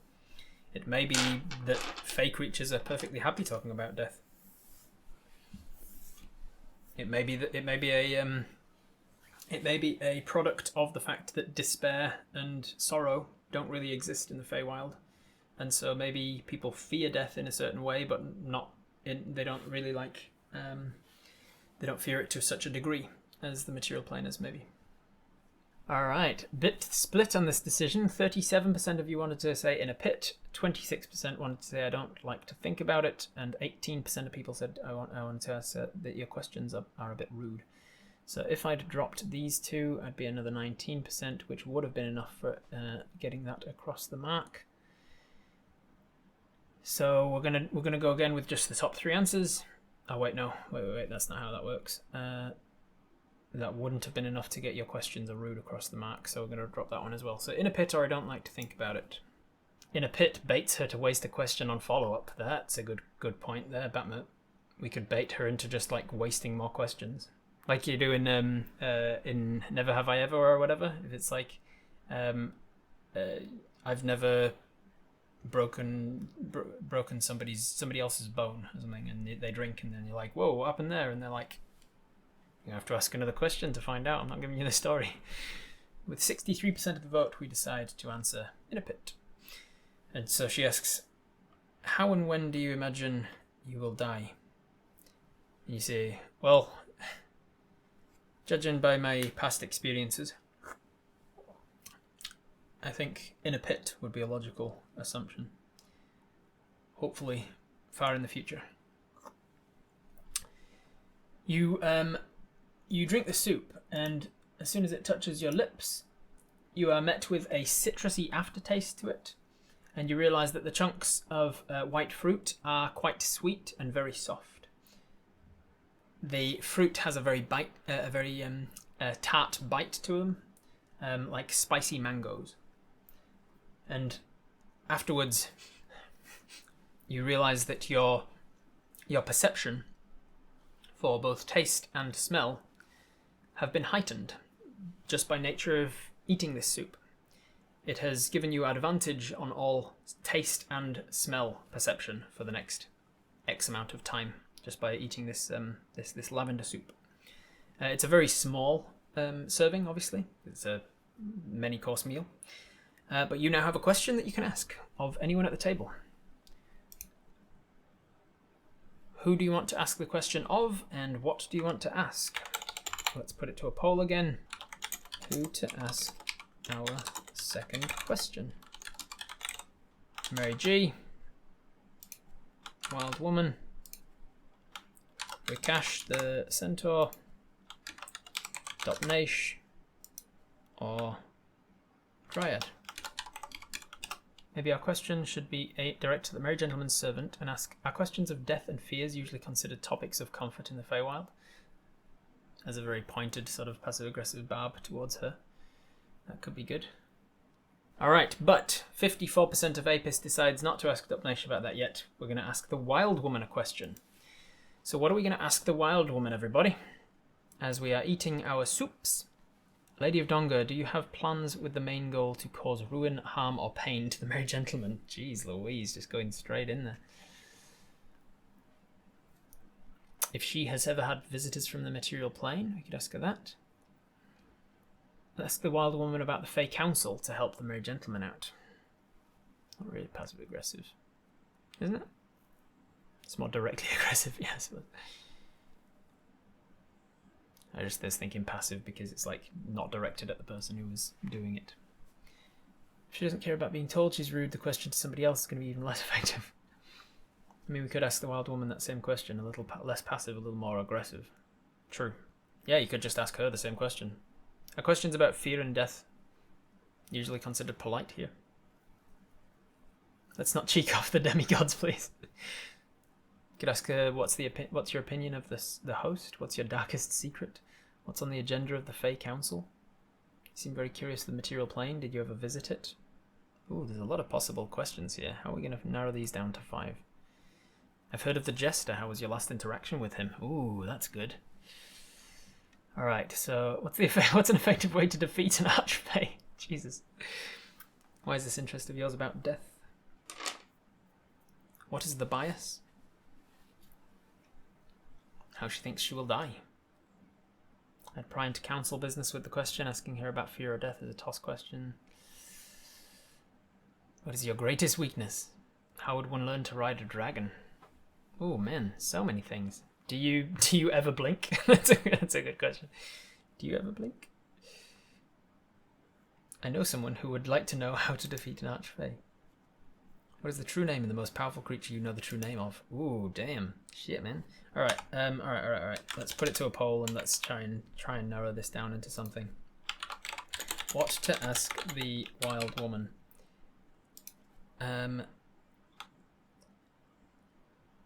Archfey Council. So something about the Archfey Council.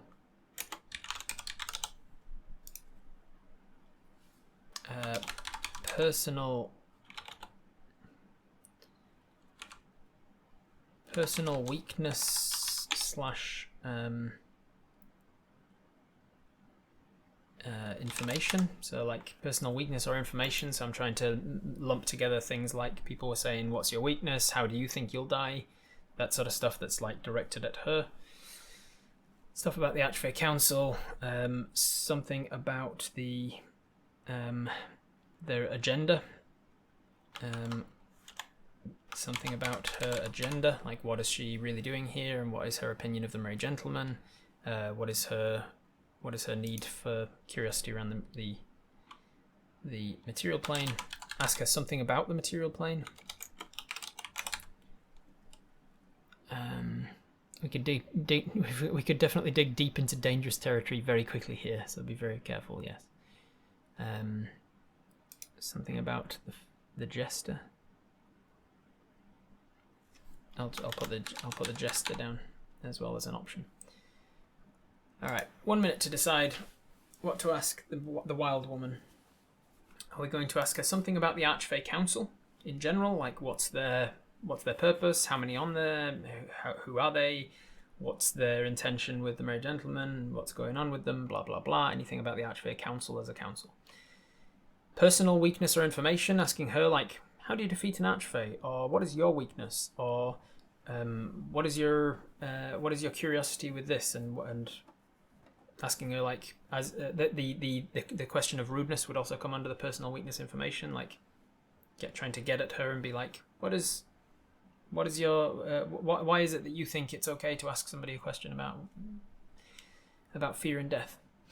Anything to do with her agenda? That's like, what are you doing here? What is your intention with me? Anything like that. The material plane, which is like, what is your interest in the material plane? Have you ever been to the material plane? Do you get visitors from the material plane? Any of that? Or the jester, talking about like, hey, have you ever met the jester? What is your interaction with the jester? All that shit. Alright, with 32% of the vote, jester has it. But it is not a majority. 27% wanted to ask something about the Archfey Council as a whole, and 23% wanted to ask about personal weakness or information. So if I dropped that one off, it wouldn't get to 50%. If I dropped those two, that one would not get to 50%. So I'm going to drop the bottom three and go with Jester and the Archfey Council. The Jester one is a bit of a subtle way to figure out her agenda as well. Yeah, it kind of gives us both, doesn't it? Yeah. Jester could be helpful to both the Merry Gentleman and Ferengul. Just kind of helps with the council information, though asking about how they knew the bias was manipulated would be good too. How the bias, how did they actually know that the bias was manipulated? And what is the bias? 53% of the vote want to ask a question about the jester, which I believe we were going to word as, what was your last interaction with the jester? Is that correct? Is that how we're going to word it? What is your most recent interaction with the jester? Yes. All right. So we say we eat a couple more bites of this soup. You see that the Rikash asks something of the Dryad, and you say, "Wild woman, what is?" No, sorry. You say, Lady of Donga. What was your most recent interaction with the jester? There is a silence of suddenly between the conversation that was happening between the Dryad and Rikash suddenly stops as they both stop to turn and listen. And the Merry Gentleman again just sort of like stops as well, bringing the soup spoon to his mouth. He puts the spoon back in the bowl and just kind of listens to what the answer is. They know about the jester. It seems that way, doesn't it? And she said it as a statement rather than a question. Seems that way, doesn't it? I suppose doesn't it is a question, so I guess he wouldn't say that. Seems that way. She turns towards you. My most recent interaction with the jester was in Kirkesh. We have overlapping territories there, you see.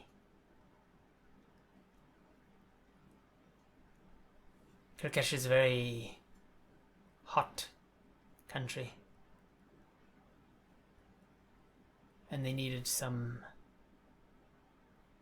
relief efforts. The jester was providing assistance.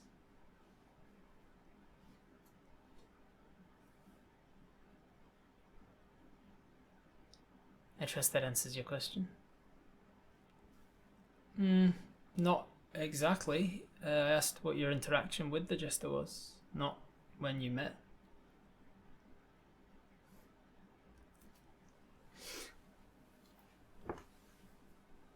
The jester and I have always had a little trouble seeing eye to eye on how Kirkesh should be run. Our last interaction was rather tense at times.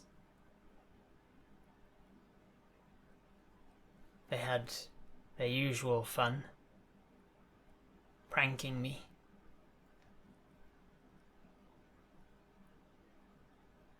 And I had my usual fun, setting my lions on them. But it's all in good fun.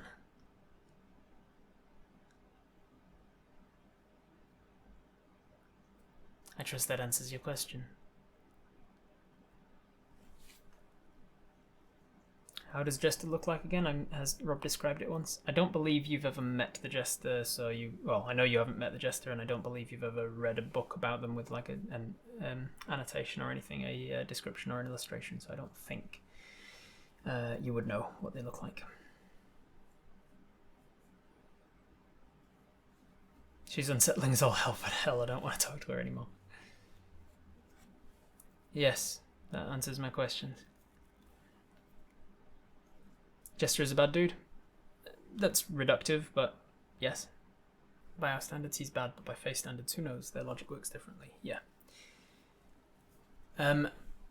The merry gentleman turns to the wild woman again and says, "Are you here to deliver a verdict from the Archfey?" And she turns back and says, "I am. Manipulating the bias is frowned upon, Ordval, as well you know. Regardless of cause. Regardless of cause.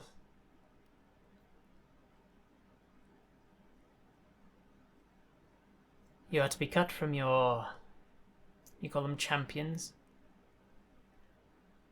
removed of all interaction."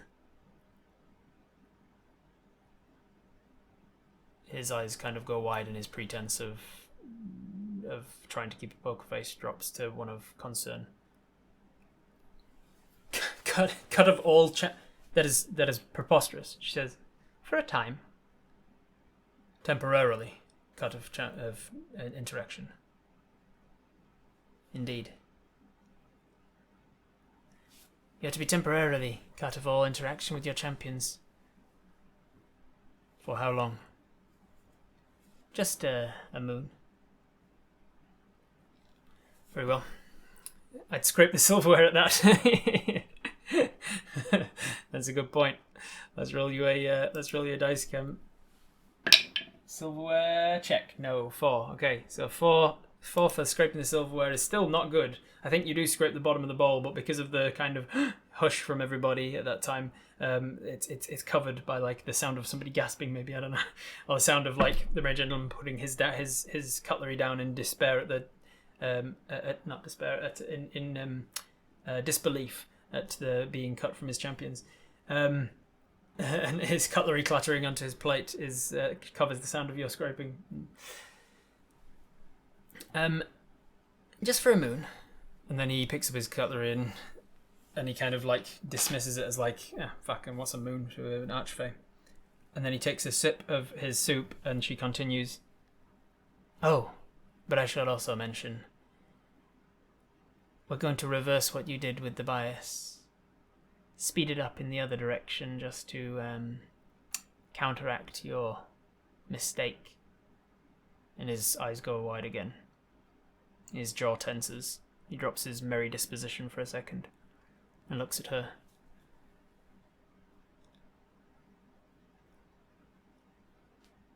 "How long?" "Oh, there's your question." "We are going to be manipulating the bias such that it will feel like, well, let's say, I believe it to be about 8-1. But we'll see what the council decides."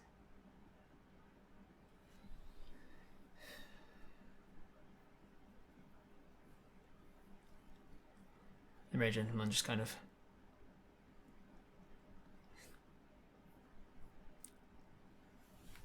"Looks like you'll be with me for a little while longer, Apis. I hope nothing was particularly pressing." Drinks some soup. Actually, there was the portal situation that I wanted to talk about for a while.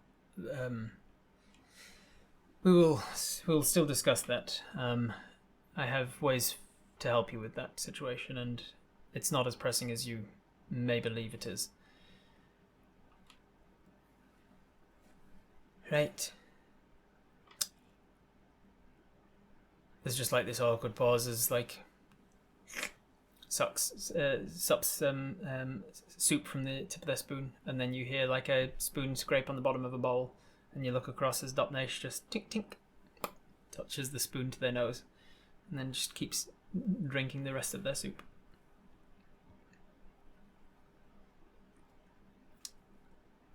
Can we say, Merry Gentleman, explain the bias to us? And he says, the bias is the name for the discrepancy in time between the time spent in the material plane and the time spent in the Gaete. Sometimes a week here can seem like a month there, and vice versa. Depending on which direction the bias is going, depends on which one takes longer. How did the others react to the news about the Merry Gentleman? Tense and awkwardly. Nobody said anything, but everybody's kind of just like stopped what they were talking about and went back to awkwardly eating their soup. It's going to be a long 8 more courses. Yep. Got a good next question for the Wild Woman. What does the rest of the council think about your visit here? Interesting. 8-1 the time difference. Is there a time limit that Apis can be in the Fey world before we can't return? Might be a question you want to ask. I hope your champions won't miss your presence, my lord. He doesn't say anything to that, but he just places his spoon down. He turns it over and places it down in the bowl. And then he just kind of like sits up. The everybody finishes their soups, and the plates are whisked away, and another plate placed in front of you. This one is a large flat black plate. And you look at the menu once more, and it says that this is the appetizer course, called Return to the Rock. As life comes full circle from rock to being and back again, we too shall partake with a petrified pseudo-snail and frosted gold. You don't see anything on your plate yet, of course, because there has to be a compliment given to the host before this course. The person who has travelled the next furthest would be the Dryad. The Dryad, whose name you still don't know, speaks up, and the compliment for this course is the staff of the house. And she says, Lord Odval, may I say it's wonderful to see how well staffed your abode is. They have been most accommodating. They have been most accommodating and gracious in their hosting. You have clearly trained them well. And then he says, thank you, Hellenius. Helianus. Thank you, Helianus. I'll put that in the chat for the people who want to put it in the notes. Helianus. Oh, and there are people who might have wanted to know the name of the place that she said overlapped with the Jester's territory, Kirakesh. Thank you, Helianus. I put a great deal of effort into choosing of my staff. You then all press your respective parts of your menus. You press the appetizer, it glows, disappears from the menu. And on your plate appears this delicate shell of a black rock, essentially, sitting in the center on like a bed of something, some sort of orange crumb-like material. Around it in a perfect circle, about an inch or two out from the rock, is a gold ring, a ring of he does thank her, yes. Is a gold ring of frosted gold, so gold dust that seems to be have like frost tip to it, like for icing sugar on top of gold. The meal appears in front of you, and then the servants step forward with a tiny little like gravy boat sort of thing and pour this caramel looking material over the top of this small rock. You watch as people pick up the forks around the table You glance over and see that the Merry Gentleman's costume, his outfit, has changed once more. It's gone from the jungle vine-looking thing to like a much more darker green. It's almost like brownish green, and it almost has like a woody texture, sort of like a green stick fracture, like a green stick, like one of those young wet sticks that doesn't quite break, but it just kind of like bends. It's got that kind of a texture to his outfit. You see people pick up a particular fork, a tiny little fork that's got a sharp edge, like kind of like a cake fork. It's thicker on one side. They pick up one of those, and you pick up again. Pick up yours as well, and you watch across as people are doing the same thing. They tap twice sharply on the top of the rock, and you see that a crack appears down the rock. As you do the same, crack, and it cracks open. You can see that it smashes open the snail, essentially, because the shell crumbles away. The crack appears in one part and then starts to immediately crack as if there's something inside that is hatching. The shell sort of breaks up and falls away, and this disgusting looking greyish glob of like a rock-sized slug, just like a circular kind of slug on your plate, starts to like elongate a little bit, pseudopod out almost, and it pseudopods out as if it's going to start sliming its way across your plate.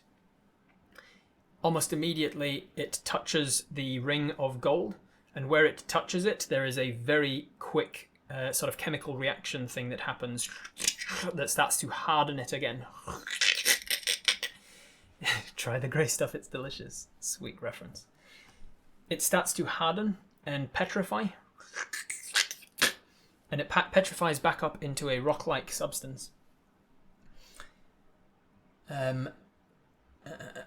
Hardens like rock, seemingly like it soft boils it like an egg. Seemingly soft boils the creature from the outside. You watch as that happens on everybody's plate, and then you see the fork once again crack on the tip, and a section of it just like falls off, like tipping the top off of a soft-boiled egg. And the inside of it is still kind of that fleshy grey stuff, but it's no longer moving. You see somebody else takes one of the tiny little spoons, like a little egg spoon, and starts to place it inside and scoop out the insides. Takes a little dab of the gold dust on the bottom of the spoon, and they begin to eat it like so. It tastes like buttered lobster when you take your first bite. It is almost overwhelming how it tastes, because all of the tastes of everything in the Feywild is already turned up to 11. All of your senses are kind of always permanently in a state of almost overwhelmed. And then on top of your lavender preparation that has given you a heightened sense of taste, you can taste it incredibly well. It tastes like buttered lobster, and it's like one of those. The outer shell of it is kind of like the consistency of a hard-shelled Easter egg.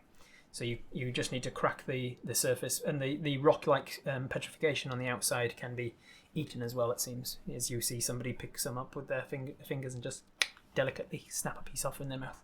The wild woman almost immediately turns to you and says, "If you could never find lasting love, or never have offspring, which would you find it easier to live with?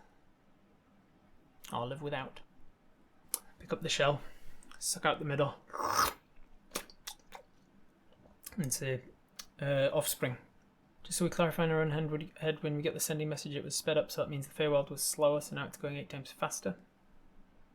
Something like that, Kendi, yes. The Feywild was going... so the time you spent in the Feywild was moving slower than the time in the material plane at the same time, the same period of time, as it were. And now it's going 8 times faster than that. So time in the material plane is whizzing by for every second you spend here, essentially. So Apis in that moment realizes every day that you spend in the Feywild is quite a long time in the material plane. Maybe if she's been right in her assumption, maybe it might be 8 to 1. It might be like 1 day here is 8 days there. I do not currently seek either, but the offspring fits best to your answer. Fascinating. Most of them, and she turns to the merry gentleman, most of them find reproducing to be the main purpose of their life. Even those that dedicate their life to God still, deep down, dedicate their life more so to their offspring, their children, their reproductive progeny. But this one doesn't.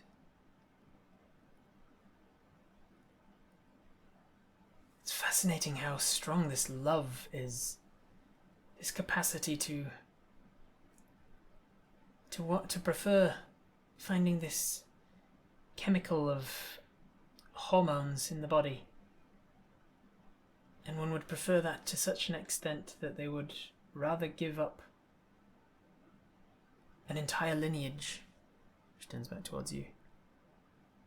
You'd rather give up an entire lineage of your species surviving to the next generation than to give up this made-up idea of a chemical reaction making one person, or multiple, more appealing than others. It's truly fascinating to me. Well, offspring without love seems to me a non-viable relationship.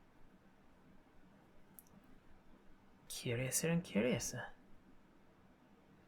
So your people expect that in order to have offspring, one must feel this love for their partners, for their respective parents. Fascinating.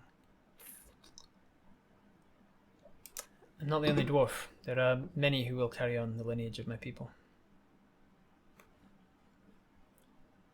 I don't think there's much to life without love. Be it kids or spouse, life without love is unenjoyable. Fascinating. Alright, poll time. Who are we going to ask our question? Who to ask our third question?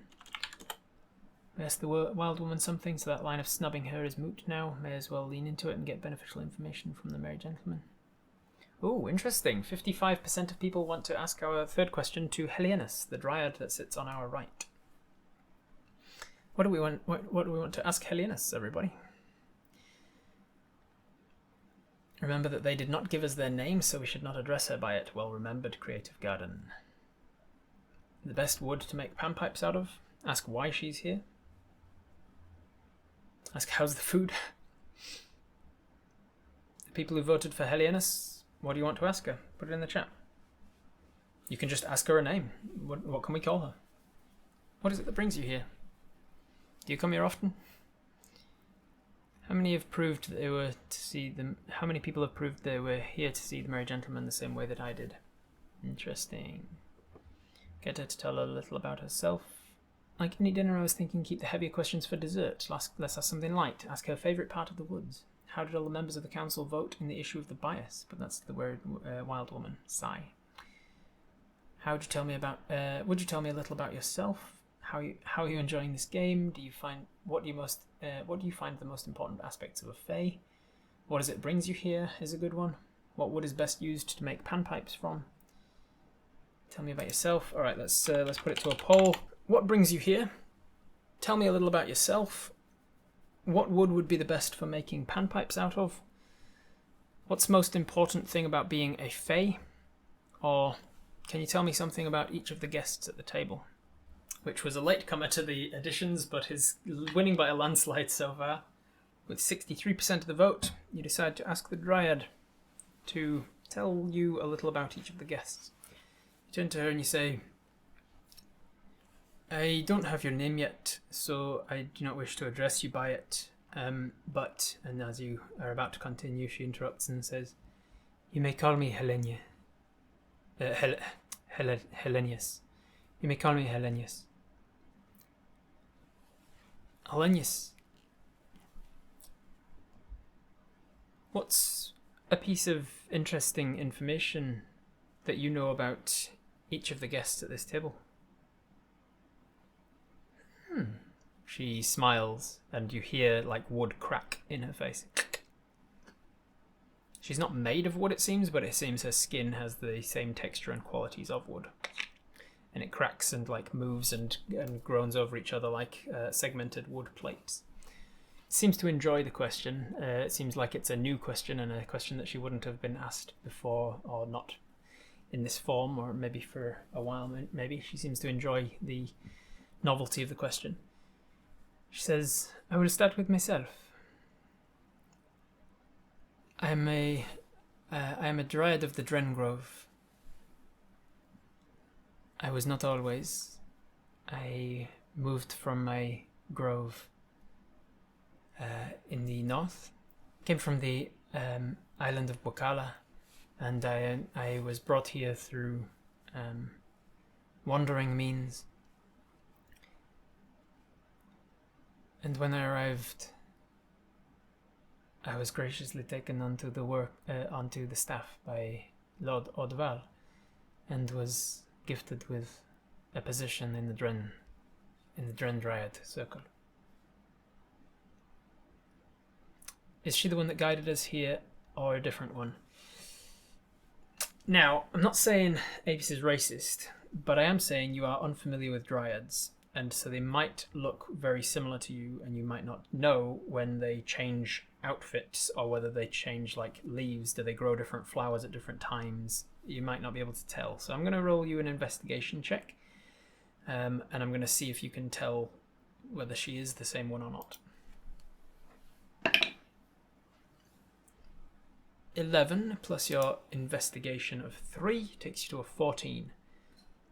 If she's not the same one, then she's very similar in appearance, similar in body build and size, and her facial features seem similar. So she's either the same one, but she's dressed differently, as it were, with different flowers sprouting from her and different sort of draped vines. And she's a tree, so we get a forest bonus? This is a very, very good question, but I'm afraid not. You'd probably come down on erring on the side of she is either the same lady or closely related to, perhaps. But you're not sure 100%. She says, that is some information about myself. What I know about you, I know that you hope to die in your old age, but you expect to die in a pit. She says with like a cheeky wink as to like, I mean, that's something I know about you now. She moves across the table opposite her to Dopnesh. Says, "Dopnesh, what I know about Dopnesh, where to begin?" And Dopnesh kind of gives this smile. I'm going to give you an insight check. With a 15 on the dice look, plus your 2 for insight. 17. You can tell that Dopnesh starts to blush and look away, like he's enjoying this. There's a flirty smile, yeah. She says, "What do I know about Dopnesh? Where to begin?" Dopnesh is an incredibly kind person. Very thoughtful. Very generous. Very warm and giving. And he smiles and sort of just takes the compliment. And then looks and makes eye contact with her again. Rikash. What do I know of Rikash? Rikash is from a wandering centaur tribe. Was raised from a young age by all of us here. Rikash is like a child to all of us, but has grown into a man of his own in recent years. Rikash kind of just like takes it and flexes a little bit. Says, Rikash has... I'm going to have to turn her into firewood if she flirts with Rikash. She goes, Rikash has been raised from a young age from a wandering tribe of centaurs who unfortunately met their end to a particularly nasty cause in the east of Avalon. In the east of Avalon. We raised him and brought him up and taught him what he knows, and he learnt the rest of it on his own. Hellenius is now Wraith's mother-in-law. She turns, looks at the merry gentleman, goes past him, and goes to the wild woman. Sort of leans forward past you to look down the table to the wild woman, and she says, The Lady of Dungur is always a pleasure to have at the table. She enjoys games, enjoys playing. She enjoys watching people and learning how they play games.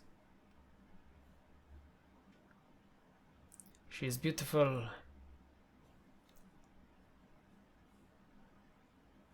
You can see her struggling to think of the next word, like she's really contemplating the words she's using.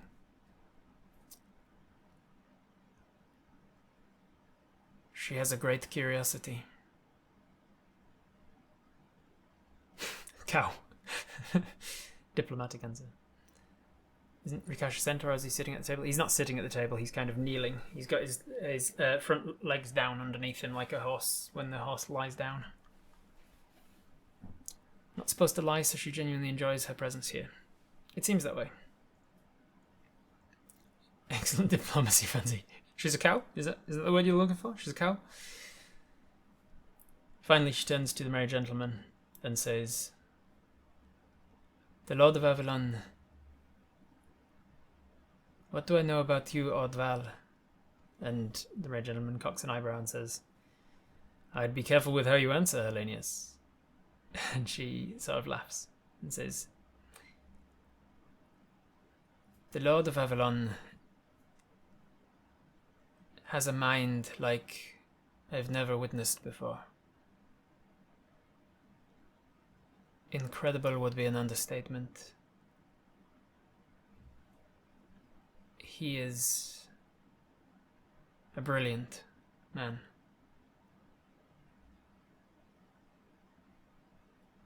He has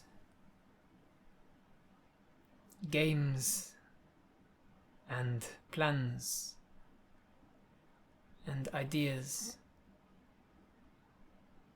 that go beyond the scope of anything that I could even imagine, even in my lifespan.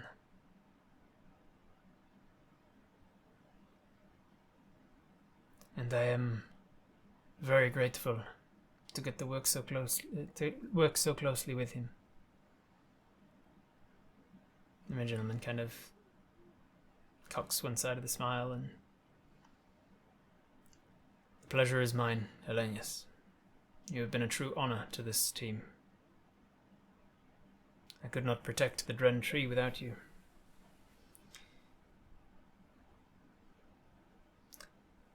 I could go on about those of the staff that I recognize, but you did say seated at the table, so we will leave. I trust that answers your question.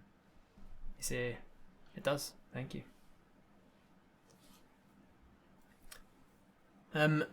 Dopnaish asks Apis, Archer, how are you liking the food so far? A little different to your tastes? I feel like his split-second fear reactions to the wild woman were about them knowing the bias he messed with, and the punishment were all deliberate, so he looked like that on purpose. There's a very real possibility, Wraith. Plans upon plans upon plans, as she kind of hinted at. What are the odds then that Wild Woman's news for him was all part of an elaborate sleeky plan he made? It's possible. It's quite the experience, in a good way. It's very different, but it has been delightful. What was the question asked about you? How are you liking the food so far? It's a little different to what you're used to. The food is interesting. I've never experienced such things. Far from eating rations while camping with our horse on the road. It's unusual to my usual tastes, but yes, it's hardly unexpected. I usually live on rations. compliments to their staff for the lovely food and the company. Rikash turns to the merry gentleman and asks him a question. What would Rikash ask? Archer is coming on quite well with the training. You have no... I can't remember what Rikash sounded. It was quite a deep voice, wasn't he? Archer is coming on quite well with the training. I expect there is no objections to me continuing after dinner each night this week. Each they wouldn't have a word for night. Each post dinner this cycle, this moon. And the Ray Gentleman responds, there are no objections from me. I would appreciate you training them up in their abilities. It seems we might want to expedite the process a little, so perhaps not the full moon, but the next few cycles. Very well. A deep and muscly voice. Yeah, he has a voice that's reminiscent of someone with rippling Adonis body. He had a bit of a Scottish accent, Rob. Cough. Doesn't speak in hashtags though. 9 o'clock PD, post dinner. Yeah. Progress didn't stop from you ploughing me into the dirt though, Rikash. I see I've got a lot to learn. Indeed you have. But I have a lot to teach. So we will make a good team. Eventually, the course comes to an end. And you set your forks down. By now you've been watching people as they've been setting their relative cutlery down on the table. And you see that each course, as long as they're using two cutleries at least, it didn't do it for the soup course, but whenever they've got a knife and fork, or a fork and a spoon or whatever, they'll place them down on the plate, and they will be crossed, and the one on the right will be turned upside down. And apparently that's a way, just like there is in a lot of human cultures, like how you arrange like if you ever put your knife and fork together in a lot of cultures around the world, that signifies that you're done with eating, regardless of how much is left on your plate. And if you split them up, it signifies that you're still eating. That's something that you kind of learn as you're growing up in IRL. And similarly, they've got a similar system in the Feywild, where if you cross the fork and if you cross them over and turn one of them upside down, that signifies that you're done. At which point the staff all come forwards. They take the materials and take them away, the plates and things, and they replace them with. They replace them with a tiny, not really that tiny, about a board. Kind of looks like a chopping board, about this big, made of a nice, a really nice looking wood that's got like an ornate design around the outside. Compliment. There will need to be a compliment before the fourth course is done, and it will come from Rikash, who has travelled the next furthest to be here.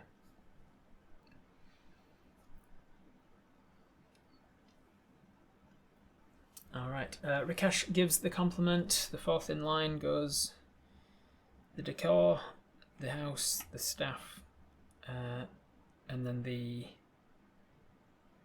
company. The company. It's still considered a compliment of the host, because it's to the host that they are choosing the company that they keep. And Rikash says, "My lord, I wish to compliment you on your decision of the guest list for tonight's dinner. I am honoured to be in such presence. It's always a pleasure to meet with the Lady of Dongor. Apis is proving to be Archer is proving to be a wonderful student.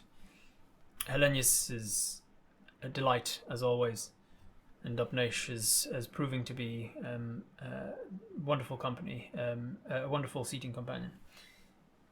And the Merry Gentleman takes the compliment. You see it happen as they take the compliment. Thank you very much. They look down at their menu.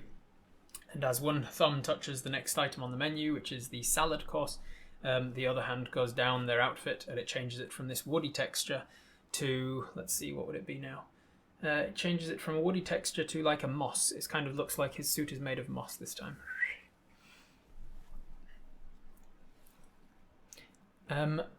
I'm going to make you a perception check to see if you know where this suit comes from, though. 2, you do not. 2, with your perception check, you see it happen. You see him kind of wave his hand down below the table, and you see from below the table, whoosh, his suit changes. But you don't see how that happened or where it happened. Just some magic from his hand, I guess. You touch your thumb to the salad on the menu that is called The Journey from Dusk Until Dawn. A sampler of the fresh produce from each region, providing an experience of the Feywild. And in front of you, on the board, did I roll for the scraping on that course? No, I didn't. See if you scraped your fork at all. Oh, that's a 2 again. That is a 2 again. So you've got a 2, a 4, and a 2, and it's only going to scrape on a nat 1. So you are skirting the scraping. You're scraping by without scraping. But each course you have touched the plate with your utensils and almost made a scrape noise, tinked the plate but not scraped it, and so you haven't had to dab your nose yet. I'm going to just see if anybody else has. Let's have a look. One of them has. Let's see who it is. 1, 2, 3, 4. 4. Hellenius, during that last course, at one point she was trying to lift up some of the bottom of this petrified slug, and she scraped her fork on it, so she just touched it to her nose, and she's got a bit of gold dust on the end of her nose now. What appears on your plate is a multi-layered, multi-coloured cube of various textures.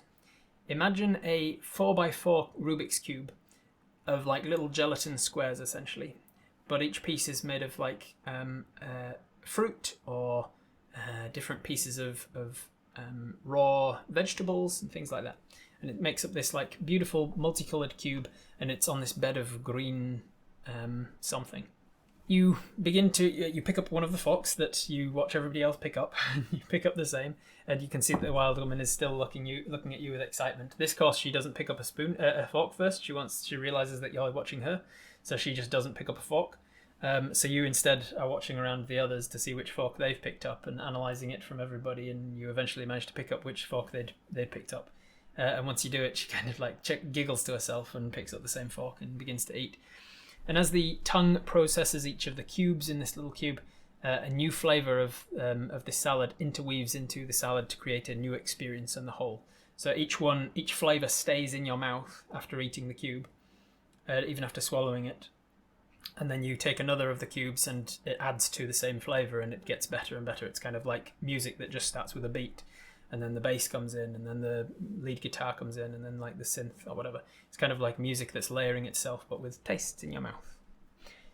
The wild woman turns to you to ask you a question. I saw in the chat somebody wanted to get in there first and ask her a question before she can ask you one. She definitely is going to like jump the gun and try and ask you a question, because she has got her questions ready, and they are all going to be directed at you, it seems, from the current state of affairs. So who wants to ask a question before she asks a question? See if you can get in there first. You might not want to ask her a question, you might just want to ask a question of somebody. All right, majority of people say yes, a couple of people saying don't really care. So we will ask her a question, or ask a question. Let's put it to a poll as to who we're asking. Who do we ask our fourth course question to? With 78% of the vote, we decide to ask the wild woman a question. She turns to us, wide-eyed and opening her mouth to ask a question, and we decide we're going to ask her a question first.